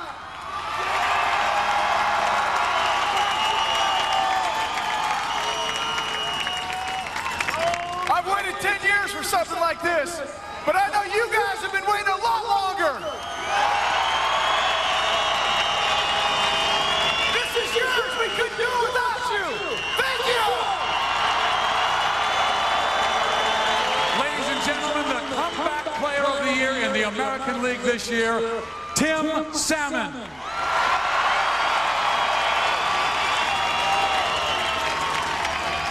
We are going to take just a quick break because we want to talk to more of the Angels, but we want to talk to some people who really made this happen. And Rex, I want you to introduce the mayor of Anaheim, who has been a huge fan to the Angels his entire life and has helped in the transition to bring the Angels to this beautiful new ballpark between the Big Red Hats. That's right. The mayor's father brought him here when he was 7 years old. He's been a fan his entire life, and now that he sits on top of the mayor, we've got to introduce the Honorable Mayor, Tom Daly.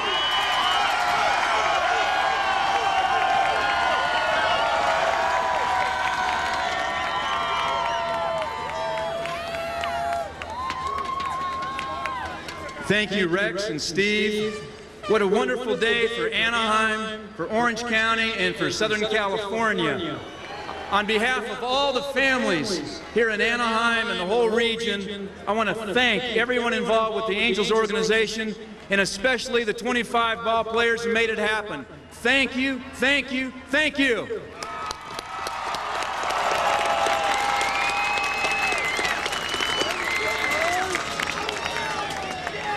Mike Scioscia for governor. Mike Scioscia for governor.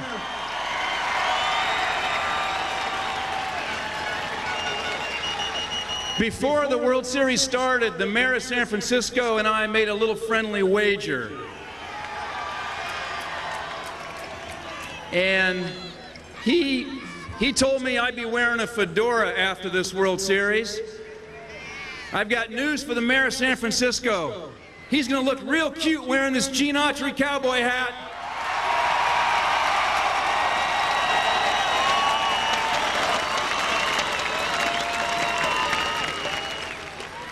Now, the mayor of San Francisco also promised that when the Angels beat the Giants, he would host an all-expenses-paid weekend for an Orange County family up there in that city that's a little bit west of Oakland. So if you'd like to go to San Francisco, on the mayor up there, send a postcard or a letter to Anaheim City Hall, and you'll be in the Derby. And I'm going to ask Rex and Steve to help pull out the winning family, and we will send a family up to that city, all expenses paid. Again, on behalf of all the ball fans in Anaheim, all the kids who have shared the dream of a World Series championship in this city for so many years, thank you to the Angels, their organization, the manager, the coaches, the ownership. Thank you, thank you, thank you. Thank you, Tom. Way to go, Mayor. I want to tell a little story before I bring up this next gentleman. All right, I'm now joined by Troy Percival. And Troy, when you came through here with the fire trucks, what was it like hearing all of these people chanting your name? Pretty exciting. I just can't even imagine how many people have come out here for this. It's great. Could you have imagined in a million years that you'd be up here on this podium celebrating this World Series title? I don't think anybody can ever expect this. We expected to go out and play well, and we never expected to lose, but to take it to this level is something real special. Is there one moment that was the most special moment of this entire run? Yeah, when I threw the last pitch and we got the last out. I think that nothing can top that. This team is looking pretty intact. Can you guys win another World Series title next year? If we can't, we're going to go down trying. We'll give it everything we've got.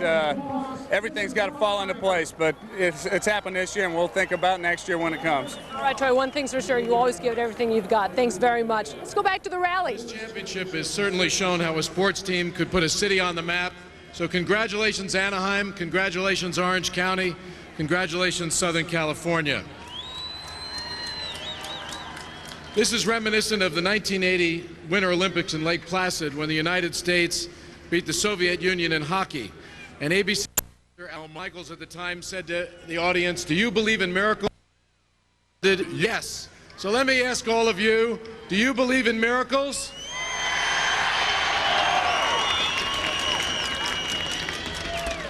And just as the journey of this team started right here in January with Red Dawn, it also ends here today in front of this ballpark at a celebration which Anaheim has been awaiting for more than 42 years. I think the mission of this team to be the best in the world has now been accomplished. So to each and every member of this organization, the Walt Disney Company congratulates you for a truly stunning and extraordinary achievement. But it would not have been possible, this most memorable series, without the unbelievable teamwork of two great men, Bill Stoneham and Mike Scioscia. We're extremely honored to have them running our team. And we know that their passion and their exceptional leadership brought us to where we are today. But unfortunately, there is one legendary leader who cannot be with us today, and that's Gene Autry. But there is someone here who brings us his spirit and commitment to the team, so please welcome Jackie Autry. I'm now joined by Mickey Hatcher. Mickey, you came down the parade route holding the World Series trophy above your head on top of a fire truck. What was that like for you? Well, I was threatened by the general manager and Mike Scioscia that I needed to hold it up the whole time. Mike had it in his arms for only 3 minutes. That thing is heavy. My arms feel like lead right now. Well, we know what this team means to everyone. We know what it means now to Jackie Autry. She's up at the podium talking about Gene Autry. This team has really performed so well for you, and they have loved you all year long. I hope next year you'll all come out and support this team the way it deserves to be supported.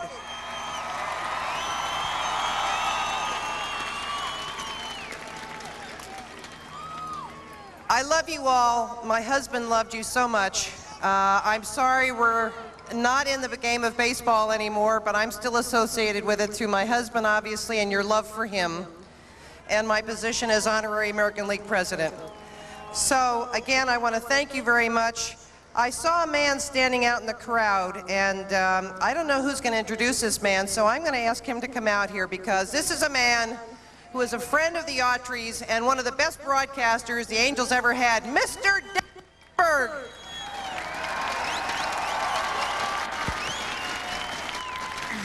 Thank you, Jackie. Oh, my. They wanted someone who could relate to the early days, the very first days of the Angels. Tim Salmon didn't qualify. You're not quite old enough. So they asked me to be here. 1961 was the first year, and that was the year that I was in Wrigley Field in downtown Los Angeles looking at Gene Autry's and cheering Gene Autry's new team. And Bob Reynolds was the president, and Bill Rigney was the manager. And general manager was Fred Haney, who had won a World Series championship himself with the Milwaukee Braves. And the announcers, some of you old enough will remember, Bob Kelly, the great Rams announcer, was also the Angel announcer, Bud Blattner and Don Wells. And I'm here to represent all of those who from that first day, and I know some of you here have come many miles just to be part of this celebration. We all cheer, but the older generation, we feel it perhaps even deeper because we've waited a long time. They often say about Angel fans that the long-suffering Angel fans. Well, today we are all long-standing Angel fans.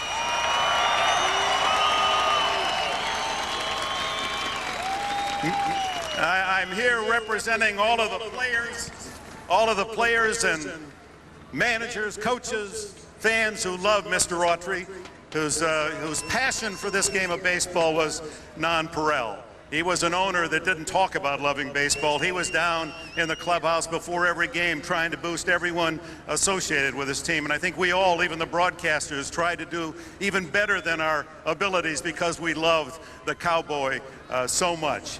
The partner that I shared the broadcast with, you'll remember in the 60s and 70s, was the great Don Drysdale. And I wish Don were here today as well.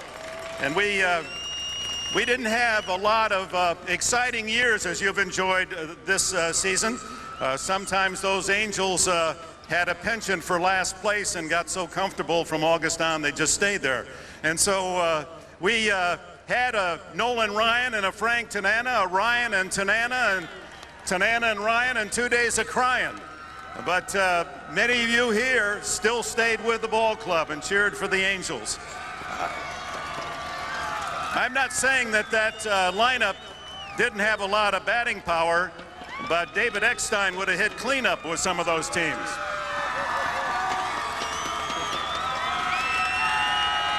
And so, on behalf of all of the fans of the Angels that go back to day one, I congratulate these world champions. I used to use the home run call, touch them all. Well, they have touched all of us with their tremendous performance this year. And when the Angels did have a rare victory, we'd go off the air saying, the halo shines tonight. Well, the halo now shines in history forever. Oh, my! Ladies and gentlemen, one of the great broadcasters of all time, the great Dick Enberg. Now, ladies and gentlemen, I have another pleasure to introduce to you the man who's the architect behind this 2002 World Championship team. He took over in the year 2000. His first hire was Mike Scioscia, and he's gone nothing but upstream the rest of the way. Ladies and gentlemen, the general manager, Mr. Bill Stoneman. Congratulations to Bill.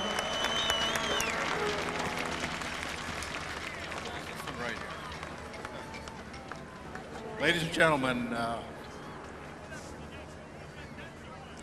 I'm really caught speechless, but I'll tell you what, last winter when we sat down to figure out how we were going to get here and made some moves to help this club get here, we all had a feeling, and so did the players that are behind us, we had a feeling that we were going to bring you something special.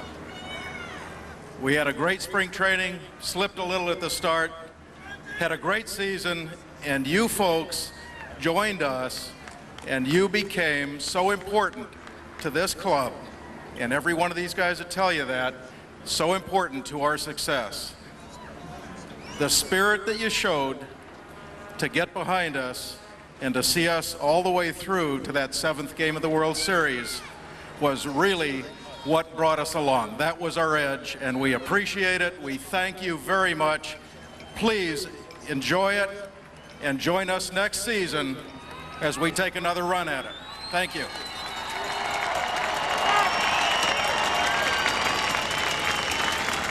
Ladies and gentlemen, anytime you win a championship, you have brilliant leadership. We would like to bring all of the coaches out. Would all the coaches, Buddy Black, come on down. Come on, guys. Bobby Ramos, Joe Madden. Time to step out. Mike Sosa, you have to stay. Orlando Marcano, come on. You have to stay for right now. Mickey Hatcher. These gentlemen bring brilliant leadership during the season. Come on out front and center. This is Ron Renicky, who is still icing his arm after the Angels scored 10 runs in 1 inning against the Minnesota Twins. Bring him home, Ron, bring him home. Ladies and gentlemen, this man has helped the middle infield. Adam Kennedy, David Eckstein perform miracles. Give it up for world champion, Alfredo Griffin. And the Angels hitting instructor. He was one of the stars of the '88 Dodgers championship.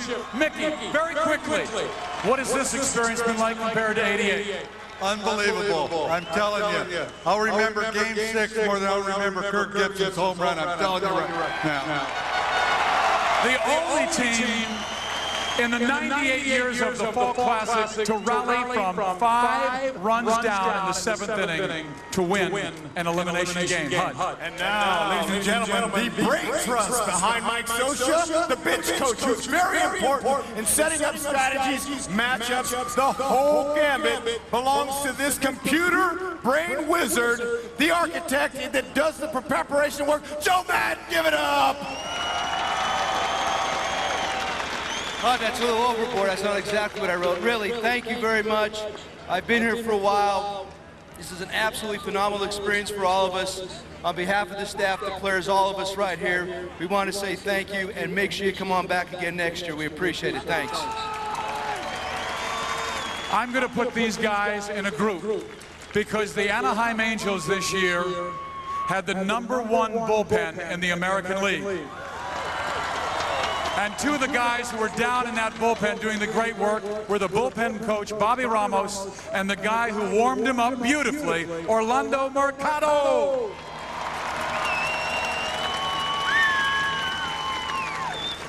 Now for the final coach of the day. But we are forgetting someone else, but Blackie, wait. Bud Black, the tech behind the pitching staff this year. Ladies and gentlemen, left-hander pitching coach, Bud Black. Give it up for Blackie. Thank you. This is obviously a tremendous experience. I'm so happy for the community, for Anaheim, Orange County. And the guys that you root for have been awesome. These players are guys you can get behind. I'm so proud of these guys. They're awesome. So anyway, thanks for coming out. You guys are awesome. Thank you. Your world champion coaches of the Anaheim Angels. HUD. We've got to go back to the players. When they came in, we were interviewing some players. So would everybody take the thundersticks and cross them together? You know who we're talking about. He scored 107 runs this year. Nobody wanted him in college. Nobody wanted him in professional baseball. But he had the guts to make it to the big leagues and is a world champion shortstop. David Eckstein, come on down.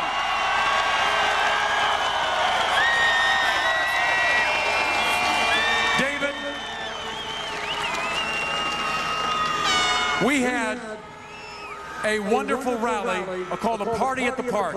And I asked you a question at that time, and you answered it beautifully. I know there are so many kids who are skipping school today, but so many of those kids don't believe in themselves. You're a guy who everybody always told no to, that you wouldn't make it. Can you tell me why you made it and what these young players must do? I was fortunate enough to have great parents who showed me the right direction and make the right decisions. In your lifetime, there's so many things you can choose. And the one thing that no one can ever tell you that is that you can't do something. When someone says you can't do something, you don't have to listen. If you believe in yourself and you go about your business and do your best you can every single day, you got a chance to make anything possible. And this right here is a dream come true for me, and I thank everybody out there. David, you talked about your parents. When I was walking up into the dugout for the celebration, I saw a guy with a back like yours. And I said, Rick! And he turned around, and it was your brother, Rick Eckstein. Your mom was there as well. When we were in New York this year, I said, what was your greatest memory last year? And you said, the fact that my mom and dad got to come to New York City and see me play. How important have they been to your life? And also your brother, who you told me one time is your hero. Oh, my parents from day one always led me in the right direction. They've been my support. In this game coming up, it's tough to get through life and try to achieve what you want to do. And my parents were there, they supported me the whole way. And then I was just very fortunate to have, actually, I'm the youngest of 5, so there's 4 others that were very great. But my brother Ricky has been unbelievable. He's definitely been, I was so blessed to have someone like him. He knows the game so well, he knows me really well, and anytime I get any type of funk, he comes up, gives me a little help, and it usually works out. So I know, Rick, you're out there. I just want to say thank you very much. I appreciate it. 2 more words from you. Very personally, would you look in this direction and just say, hi, Ryan? Hi, Ryan. All right, everybody. David Eckstein, World Series shortstop.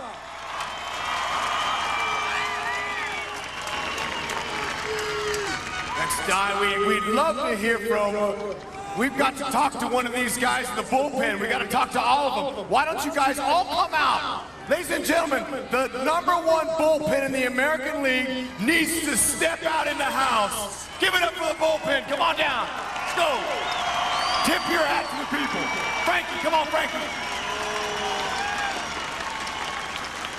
Ben Weber, Brendan Donnelly, Scott Shields, Troy Percival, Francisco Rodriguez. Ben Weber, Brendan Donnelly. I wanted to ask you guys very quickly, I'm going to hand both of you the microphone.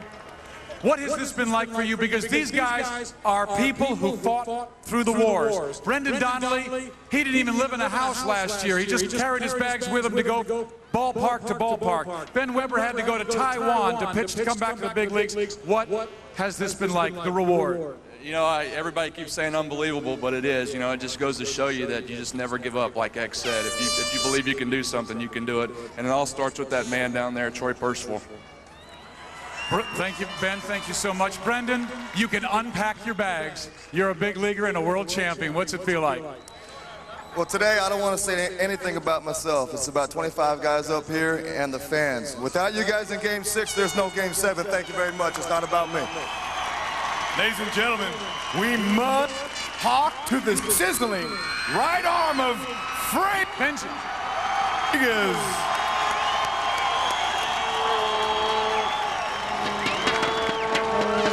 Bueno, quiero pedirle muchas gracias a la fanaticada por darme el apoyo. En tan corto tiempo que tengo aquí en Grandes Ligas, me siento muy cómodo al saber que tengo el respaldo de todos los fanáticos y todo el pueblo latino y especialmente el pueblo venezolano. Muchas gracias. I've asked Benji to come out because this is a guy who absolutely loves his pitching staff. Benji, we have so many people in our Latin audience out there. I want you to do the interview with Francisco Rodriguez. Hello, mi primera pregunta sería, ¿cómo se siente en tener 20 años y estar en una serie mundial? Bueno, una pregunta, tener 20 años, estar en las Grandes Ligas, estar en una serie mundial o una serie de playoffs es algo realmente increíble. Son unos momentos inolvidables que entrará por siempre en mi recuerdo y en mi corazón. Como todo el mundo sabe, nosotros somos latinos y me voy a Puerto Rico, seguro que sí. Pero me gustaría que a lo mejor él quiere decirle un mensaje a la fanaticada venezolana. Me gustaría que le diera uno. Bueno, mira, les quiero mandar un abrazo y un gran saludo a este pueblo tan lindo como es Venezuela. Gracias a Dios me han dado la oportunidad, me han dado el apoyo y el respaldo y la fuerza suficiente para estar en esta serie mundial. Le quiero mandar un abrazo a todos mis familiares en Venezuela, a mi madre, a mi padre que se encuentra en el cielo, descansando. Y este juego está dedicado, no tanto el primer juego, sino los 7 juegos están dedicados a la República de Venezuela. Muchas gracias. Señoras y señores, Francisco Rodríguez. Thank you, Benji, for doing that interview for us. Where's the MVP of the League Championship Series? Adam Kennedy, get out here. I want this former infielder to talk to an infielder. Hud, talk to AK. Adam Kennedy, the people have been waiting a long time to hear you, AK. Step up to the microphone, AK. Tell the people how excited you are today. I used to come to the stadium all the time when I was younger, and I never saw support like you guys have given us this year. I know the games get long, and these days are tough, and you guys brought us through some tough games and long plane flights back home. To see you guys at the stadium every day, it really helped us out throughout the year. Ladies and gentlemen, I want to introduce the next person, because without this person, the year I had wouldn't have been possible. So I want Benji Gill to come out here.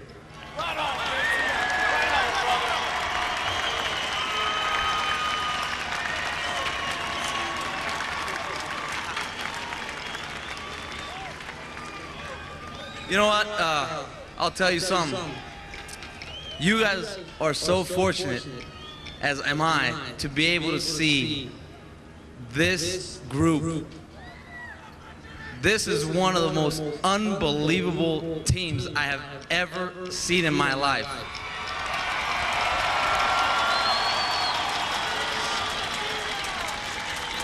I'll tell you what, I'm as big a baseball fan as anybody out there. And I'm so proud to be able to be a part of these great players, great teammates, great coaching staff, great friends. This is something I don't think anybody that's here today will ever forget. And like everybody said back there, hey, thanks to all you fans, thanks to all the Latin community, toda la gente mexicana, muchísimas gracias, arriba México. How selfless was that? These two guys battling for the same position, and Adam Kennedy, who hit 3 home runs in the League Championship Series to win the game, the first guy to greet him on the top step of the dugout was the guy he's competing with, Benji Gill. It seems like if you're a champion, I mean, you got 5 fingers, but if you bring them together, you're a fist, and together you can win a world championship, and these guys have. Well, there was one other star in that world championship, and he's a musician, Hud. What do you think about San Fran? I want to hear from Speezio, Speezio, Speezio, Speezio.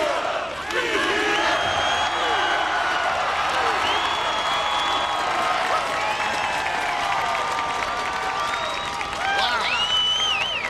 You guys are awesome.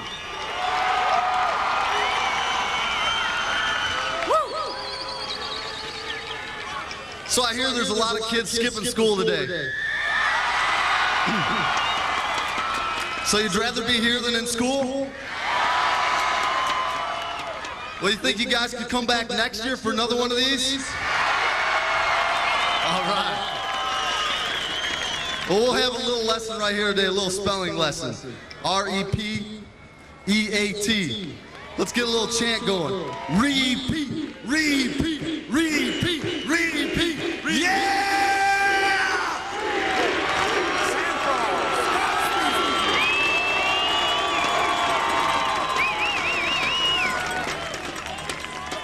We saved the World Series most valuable player for last. He is going to be one of the great stars in the game. He hit 30 home runs this year. He drove in 111 runs.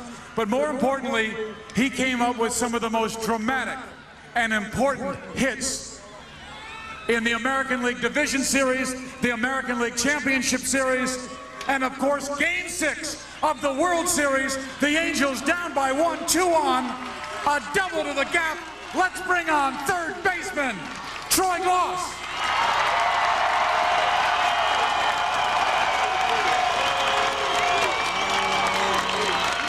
Troy, I know you don't love to do this kind of stuff, but talk to the people about the emotions that you felt as not only being the MVP, but being a teammate to these guys.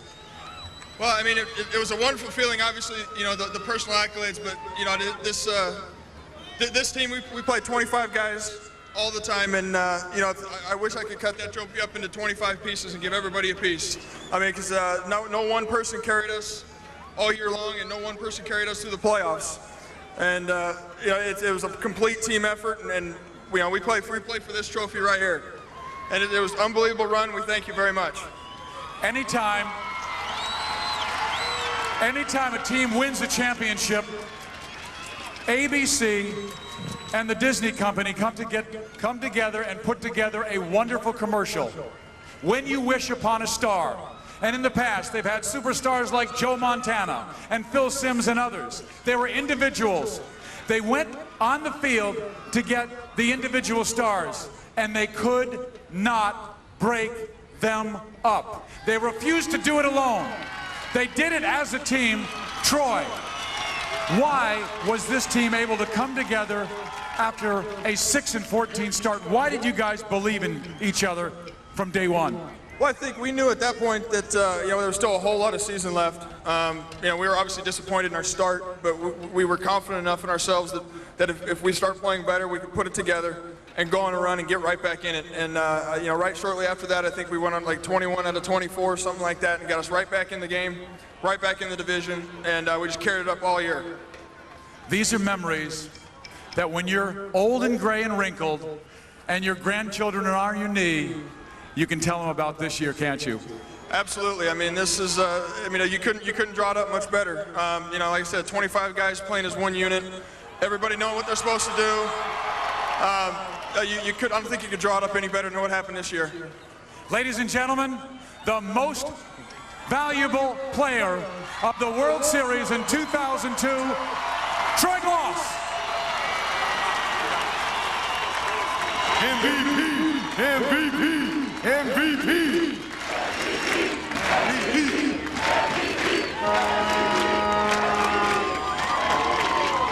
Ladies and gentlemen, boys and girls, we have waited to introduce the most valuable person in this place right now. Great opportunity for me to introduce the manager of your 2000 World Champion Anaheim Angels, Mike Social.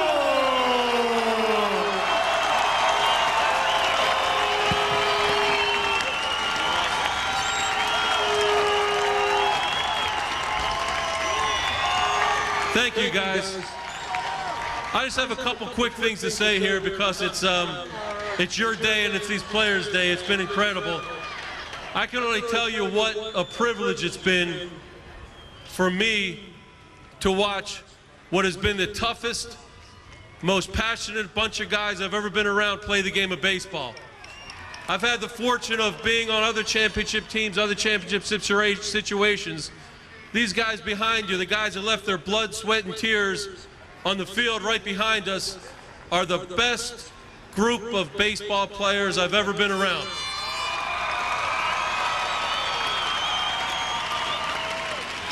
There's a lot of factors that go into winning a championship. There's a lot of factors. The most important factor is these guys were a team. And I think they displayed that the whole year. It's been a long time for this organization. We've only been here for 3 years, but I know it's been a long time for the fans of this organization. You guys supported these guys. You guys turned the stadium into an electric atmosphere, and our guys really responded to that. Thank you for that.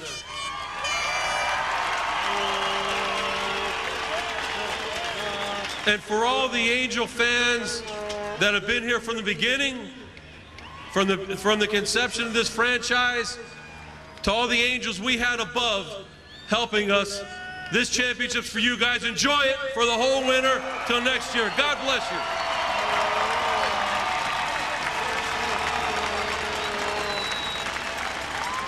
Okay, ladies and gentlemen, you've been a wonderful audience today. Great audience for the people you have been. It's wonderful. If we could ask all the players to come down here and stand, all the coaches and players, could you please come down and stand one last time? And by the way, Mike Scioscia, I know you failed to mention, but that beautiful wife of yours, Ann, I got to sit next to her at Pac Bell. Ann Scioscia, you deserve this championship too. Congratulations, Ann. Way to go. Ladies and gentlemen, like Walt Disney said, if you can dream it, you can do it. These guys dreamed it, and they did it. And we are the champions.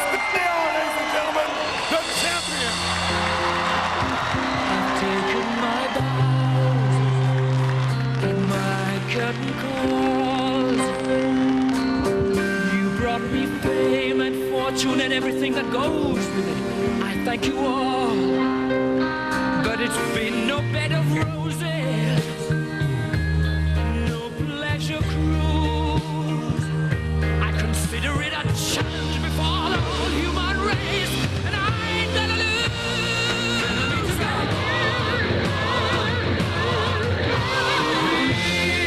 We are the champions, my friends.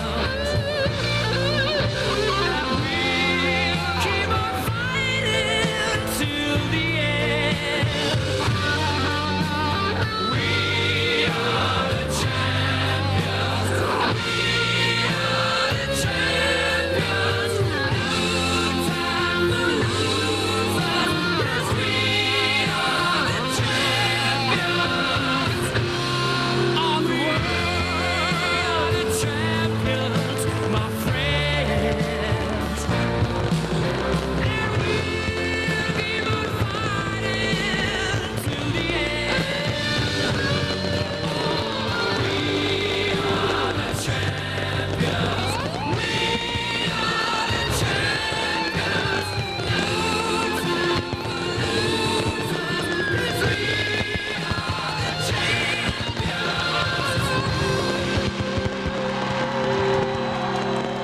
we are the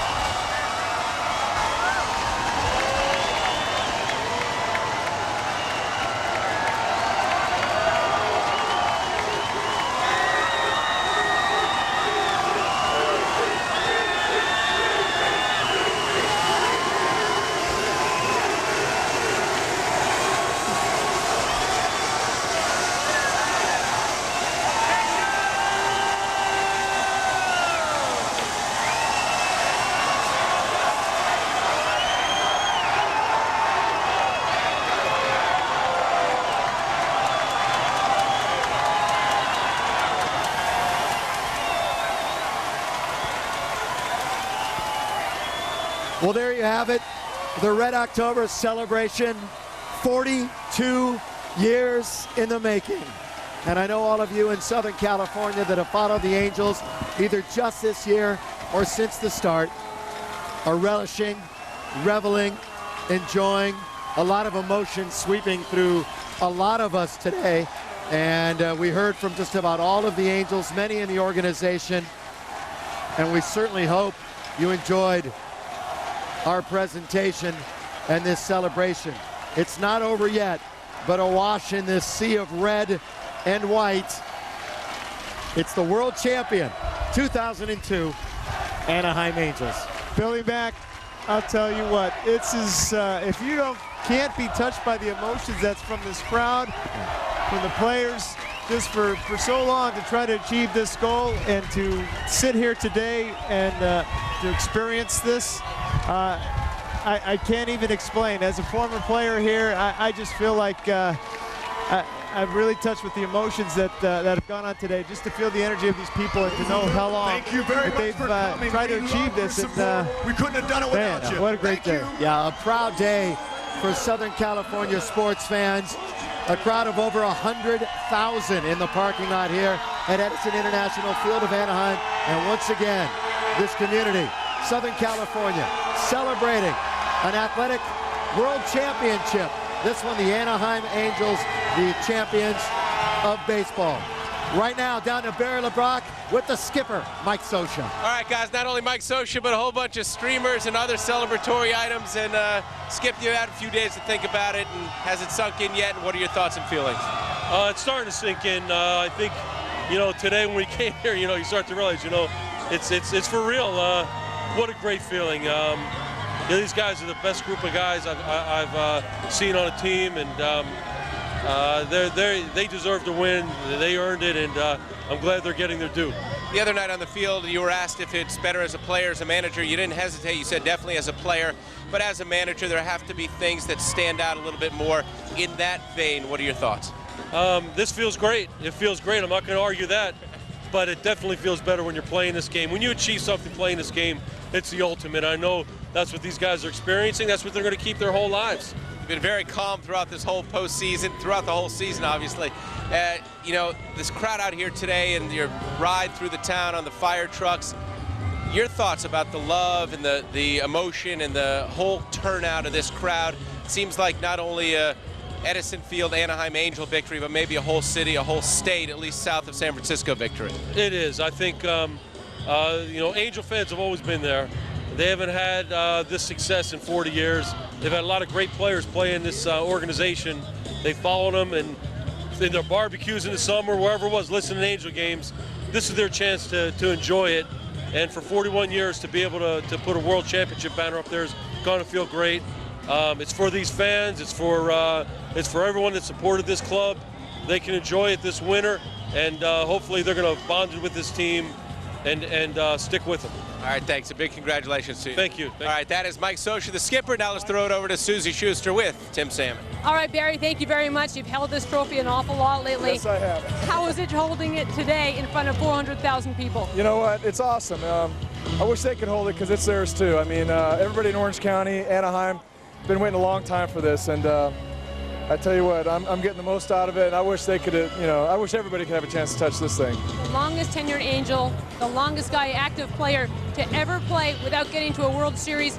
Do you feel like you've got the monkey off your back, even though you might want the monkey on your back here? Yeah, you know what? It was just postseason, and that was the big monkey, just getting to postseason. And when that happened, I relaxed, and I said, you know what? I'm going to enjoy this to the fullest. And, took us all the way to the World Series, and I had the best time of my life. It's been awesome. What was the best part of today for you?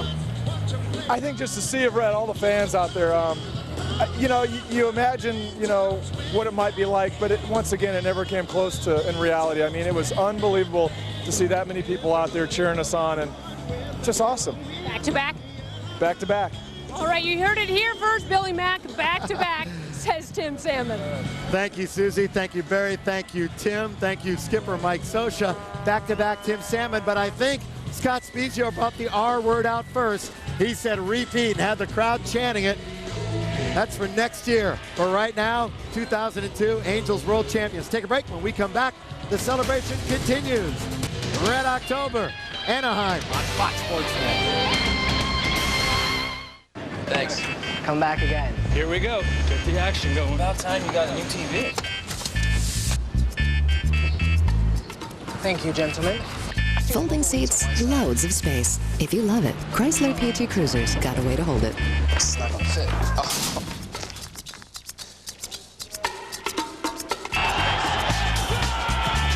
Now, qualified lessees can lease this 2003 PT Cruiser, starting at $229 a month. In 4 years, we've increased funding for education by 32%, and student achievement scores are up. In spite of a national recession, our economy has grown from the 7th largest to the 5th largest in the world. We provided health insurance to 1 million children and helped 45,000 Californians fight their HMOs and win. But there's more to do on our schools, our environment, our economy, and on energy. You may not agree with everything I've done, but I'm working hard to do what's best for California. Now you can begin and end your day with Fitness Made Simple's new AM/PM workouts with fitness celebrity John Bastow. Burn fat and build muscle by exercising with John first thing in the morning and later in the evening. So many men and women tell me they're unhappy with their bodies, but they just don't have time to exercise. The AM/PM video makes it easy to incorporate short, result-producing workouts into your daily schedule without spending hours in the gym. As a busy mom with 2 children, even I can find the time to stay in great shape with John's AM/PM workouts. They're fun to do, and they keep me feeling great all day long. Each workout's only 10 to 15 minutes long, and you can do them all right at home. This video gives you morning exercise routines to energize you for the day and evening workouts to help relieve stress and decrease overnight fat storage. There's even a low-impact, no-weight workout that's perfect when traveling. So start and end your day looking and feeling great with Fitness Made Simple's AM/PM workouts. Call now to order.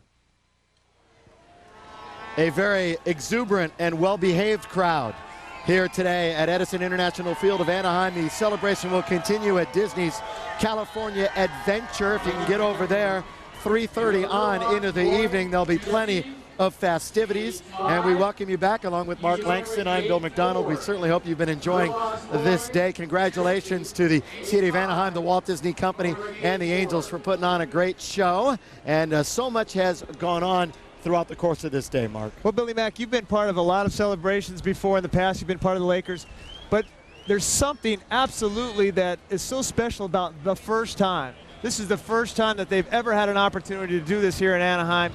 I think that's the thing that really hits me hard, hits home more than anything else. This is the first. When it's the first, just like Tim Salmon just said, he didn't know what to experience in a parade. Now he's got that under his belt. These guys now, you always dream of what it would be like to have that opportunity.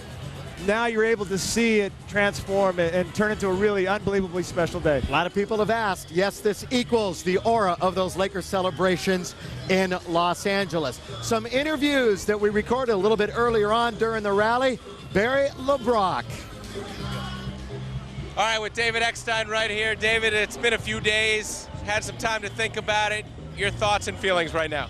Oh, it's been unbelievable. It's starting to sink in that we finally are the world champions. It's, this team went out there on a day-to-day basis, worked their butts off, always gave whatever they could on that field, on that day, that night, and coming out the champs, it's unreal. Throughout the year, as you saw your team develop, as you saw yourselves coming together, what were your feelings and your thoughts about getting to the postseason, even making it there, and then just the idea of getting into and winning the World Series?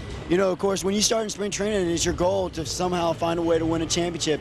And as the season progressed, we just felt like we were coming together, and the team was coming together, and everybody was feeling like if we went about our business the way we did every single day, we had a chance to win every single game. And of course, at least it put us in a position where we got the wild card. And once we got the wild card and the playoffs are about to start, anything can happen. And fortunate enough, we were able to get hot and rode it all the way in. All right, David Eckstein, the X Factor. Thanks a lot for joining us. Thank you. Appreciate it. I'm now joined by John Lackey, the first rookie in 93 years to win a decisive Game 7. And John, what is this day like for you? This is unbelievable. I'm pretty common kid from a small town in Texas. I don't got this many people in my town, so this is pretty crazy. This is fun. You came up during the season, made an impression right away. What has this year meant to you? What has this team meant to you? This team has been unbelievable, man. We got great veteran leadership that made it easy on the rookies to come in and be successful. It's been unbelievable atmosphere. Our clubhouse is fun. We don't have any big-time guys that are all about themselves.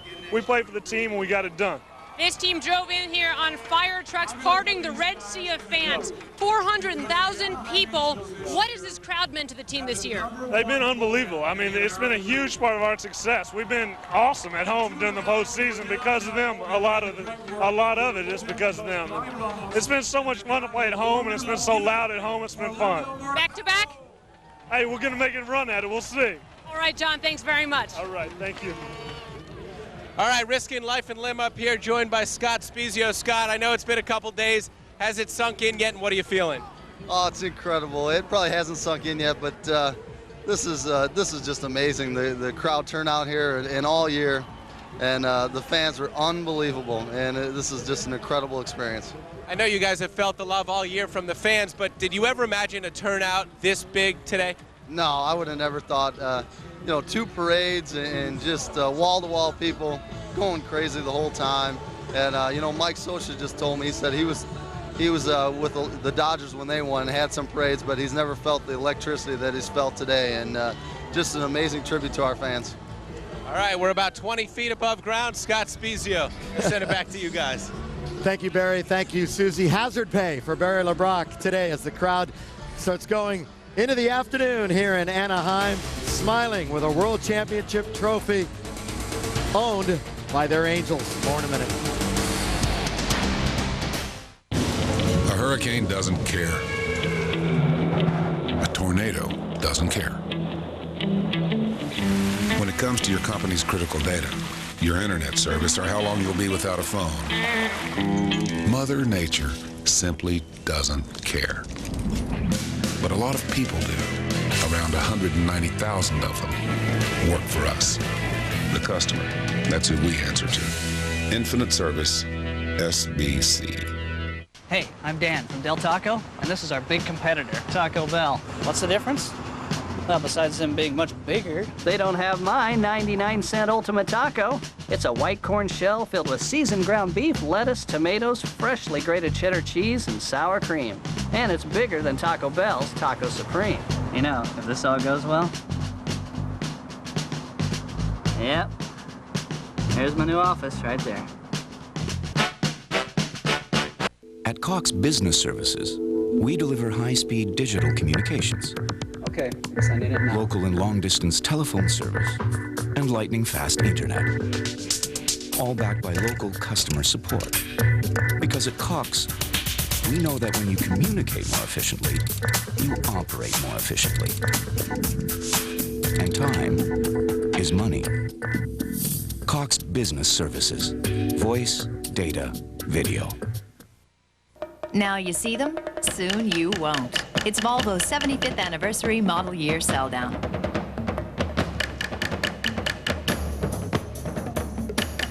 With special savings on all 2002s. The 2002 Volvos, now disappearing at a retailer near you. Save on the entire inventory of 2002 Volvos in stock before they all disappear. Now at Volvo of Orange County and the Santa Ana Auto Mall.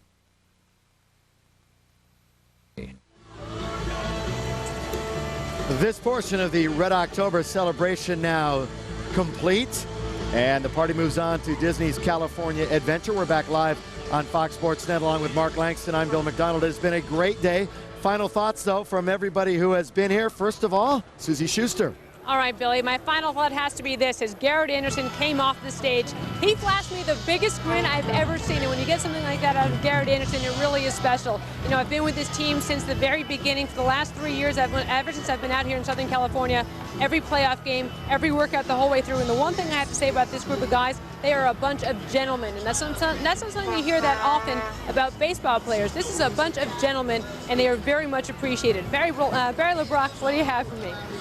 All right, well, the alphabet begins with A, and so does the baseball world. At this point, you know, the thoughts and memories I'll take with me, especially from this postseason, is the way this team never let anything get them down. Do you know, over a stretch of 18 innings from Game 4 to Game 6, they were outscored by the Giants 25-4. Hard to believe, but it's true. Then they battled back to win Game 6, and of course they took Game 7.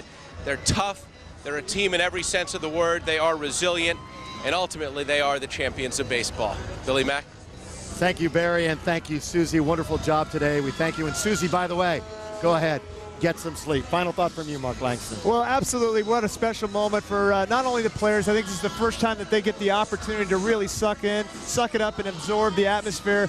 But what a great day for the people that had the opportunity to be here and be part of the celebration, to feel the emotions, to feel the energy, to let it all hang out and let it all fly. All right, what do you think about next year? It's a young team. Just about everybody's under contract.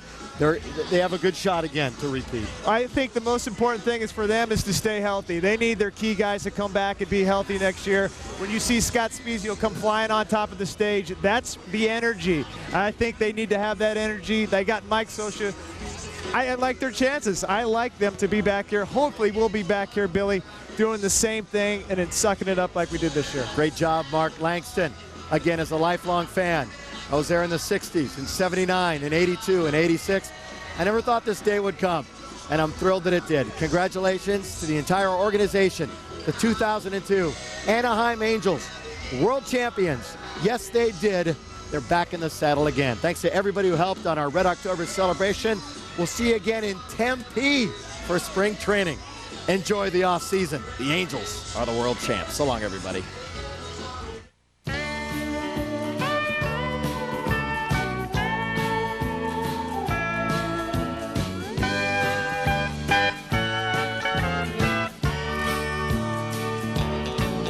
Down in Anaheim, there's a cowboy with a big-time baseball club.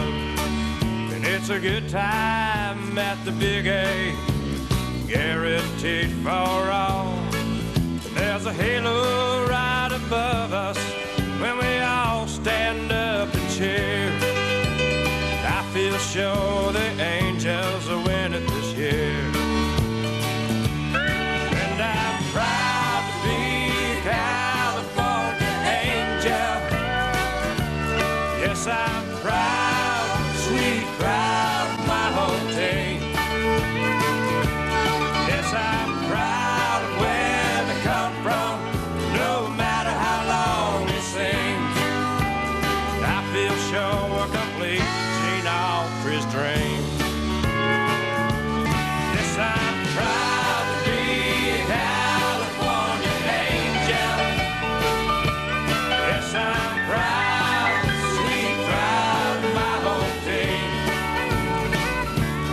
Yes, I'm proud of where they come from, no matter how long it seems. I feel sure we're complete, Gene Autry's dream. Oh, I feel sure we're complete, Gene Autry's dream.